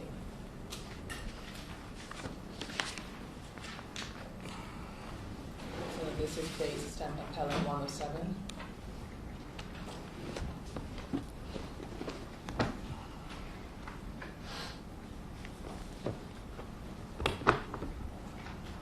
You said 19, ma'am? Yes, so it's date stamp, page 107. Yes, ma'am. All right. So this is dated June the 26th. Correct. So is this product the result of your first draft? No. First, what exactly? No, ma'am. This product was a result of watching Trooper Proctor's testimony at the trial and the notes that I took. This was generated just to draft an idea of what possible violations would have been. And this, there was another exhibit where you took the notes as well. This was based on that exhibit where you submitted on just notes? So those notes probably weren't finalized until after that one. It was this draft here was probably based off of all the hand notes that I took. All right. Can someone tell me which exhibit was detective's notes on watching the testimony? I apologize. I believe it was Respondents 8. Yes, that makes sense. Yes. Respondents, right.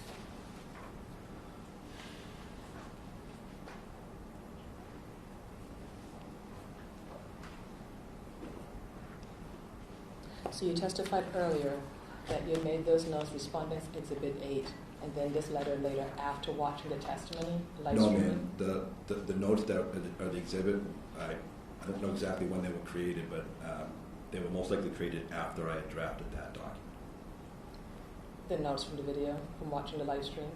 Yes, the notes are the exhibit. That was my final drafts. It was 2 days of testimony. Yes. So I spent 2 days just writing notes down. That is not what is Exhibit 8. The Exhibit 8 is me compiling all the notes that I took while watching the trial. All right. I also generated this document here from the handwritten notes that I took from watching the trial.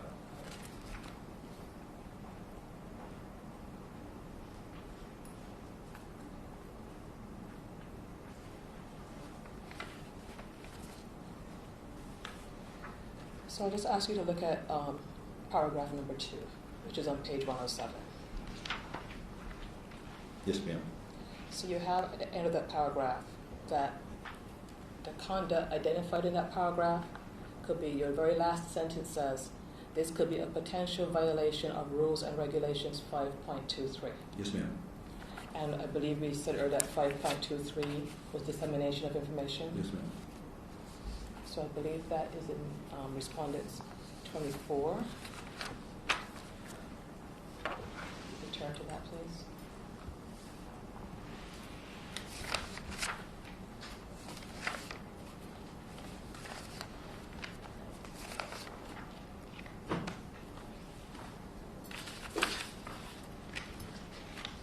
So that's page 652, Respondents, page 652. Yes, ma'am. And as you look at these, it looks like it goes to about 10 sections, 5.231 through 5.2310. Which section were you considering that this could be a potential violation of? So I'm not qualified to speak which section it is. The purpose of this document was just to highlight the possible violations. So when I pointed out 5.23, I was referencing the fact that those texts could fall under one of those subcategories in the greater category of 5.23. Okay, so who would be qualified to decide which section it would be after you draft this? The personnel that are involved in the process to decide discipline. That would be the DST command staff, the legal section, the Department prosecutor, among others.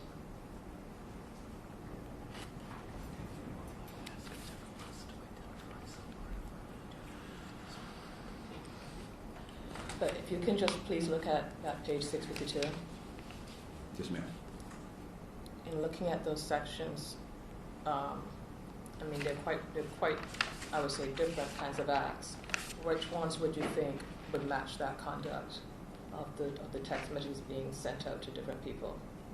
I mean, I don't know if I'm qualified to make that call.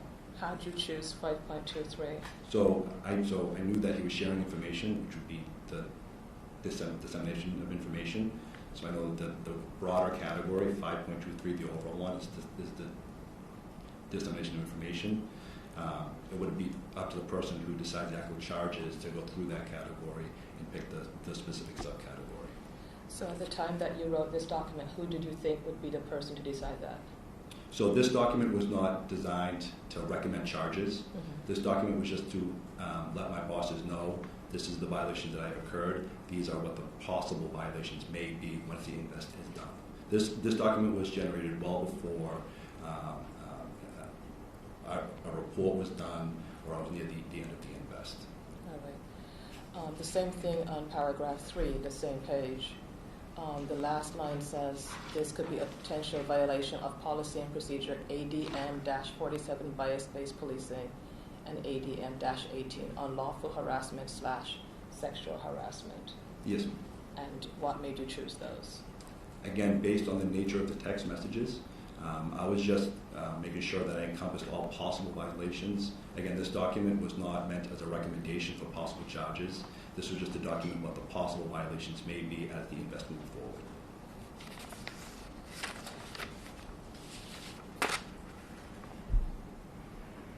And then on paragraph 4, if you turn the page,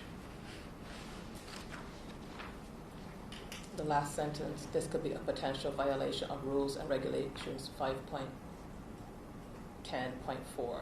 Yes, ma'am. And what was your consideration of including that? It's page 108, paragraph 4. So the appropriate rule. Because that one specifies that they shall not consume alcoholic beverages. So that one was pretty simple to bend down. So that was one you decided on your own? There was no other option for that one, yes. Thank you.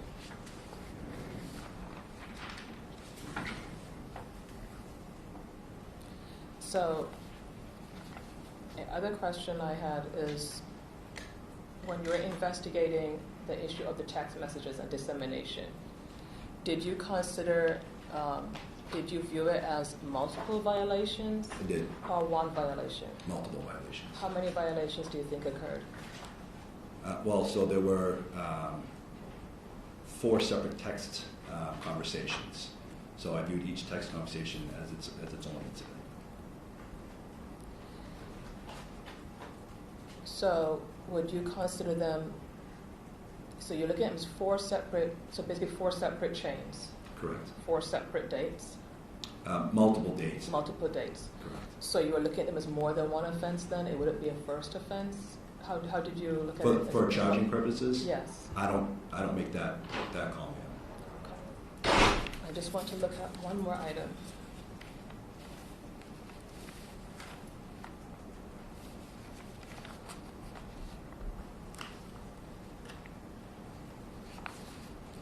Do you recall this morning that Mr. Moynihan went over with you potential charges, the potential charges that you received from Ms. Cavaggio? Yes, ma'am.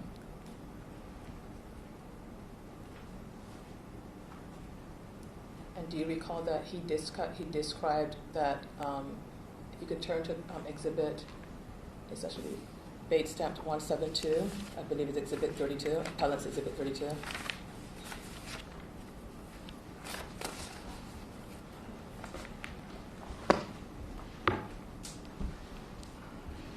Yes, ma'am. And this is where we have to look at more than one exhibit to get the information. I believe it's also respondent exhibit 26.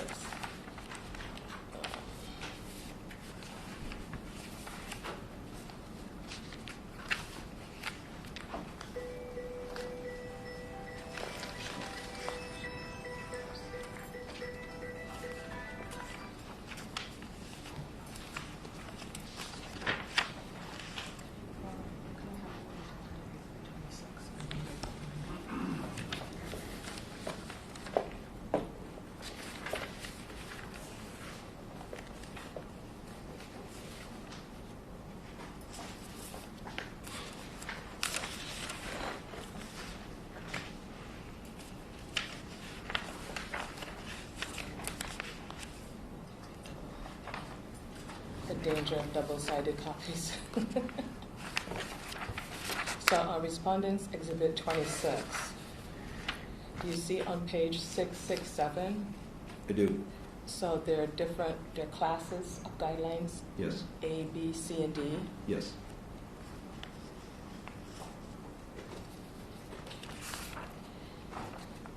And do you recall this morning when Mr. Moynihan went through dissemination information, which is 5.23 Yes, ma'am. and 2, and he went through each clause with you? Yes, ma'am. Do you recall that for a first offense,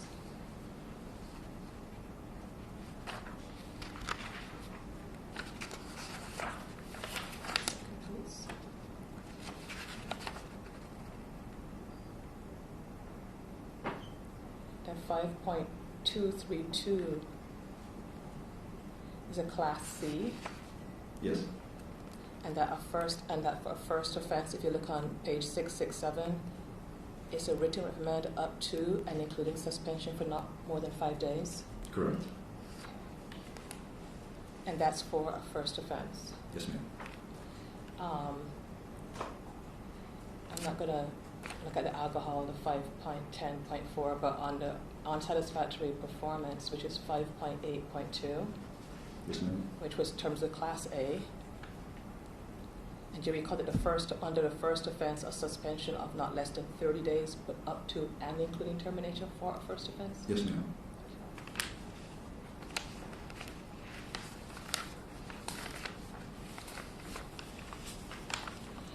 Mr. Carley and Mr. Moynihan, was there an ADM 47 admitted as one of the articles? I don't believe so.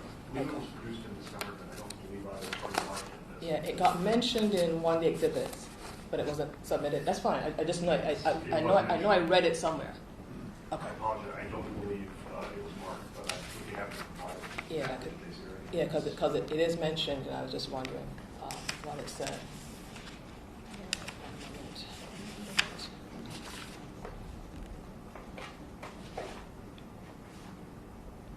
So I think that was the ADM 47 that's mentioned. It's mentioned in Exhibit A19 in paragraph 3. And that's what I was trying to figure out what it was. So if one of you could submit that. I'd be happy to. Thank you.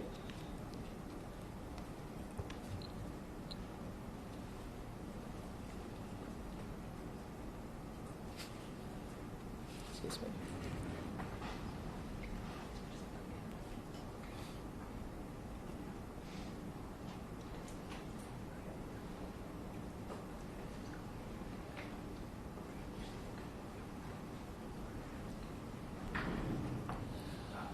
All right, thank you very much, Detective Lieutenant. Thank you, ma'am.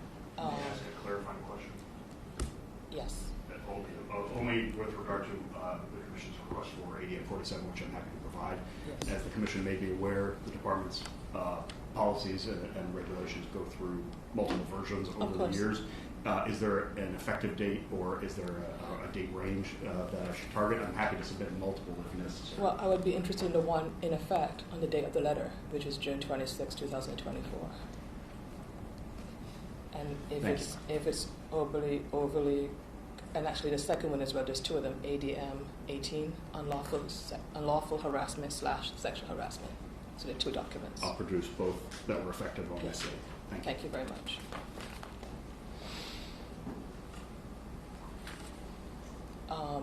Do you have any further questions for the Lieutenant? I just believe, I'm just curious if the department's resting.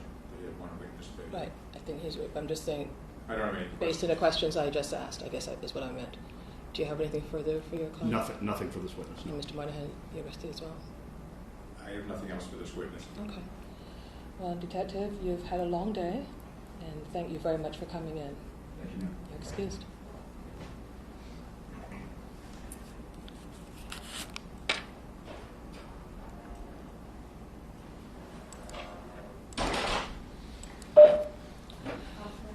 Yes. If you two may please approach.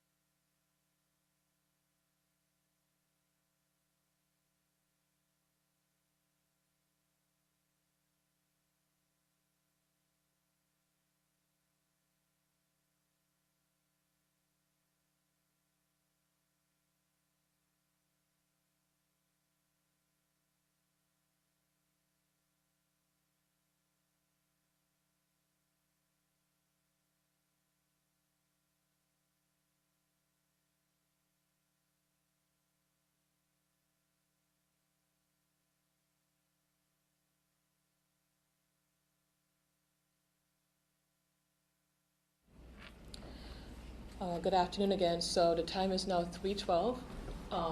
We're going to adjourn until October 21st, 2025, and we'll meet back here at 9:30 a.m. Thank you all very much. Have a good afternoon. Thank you. Thank you.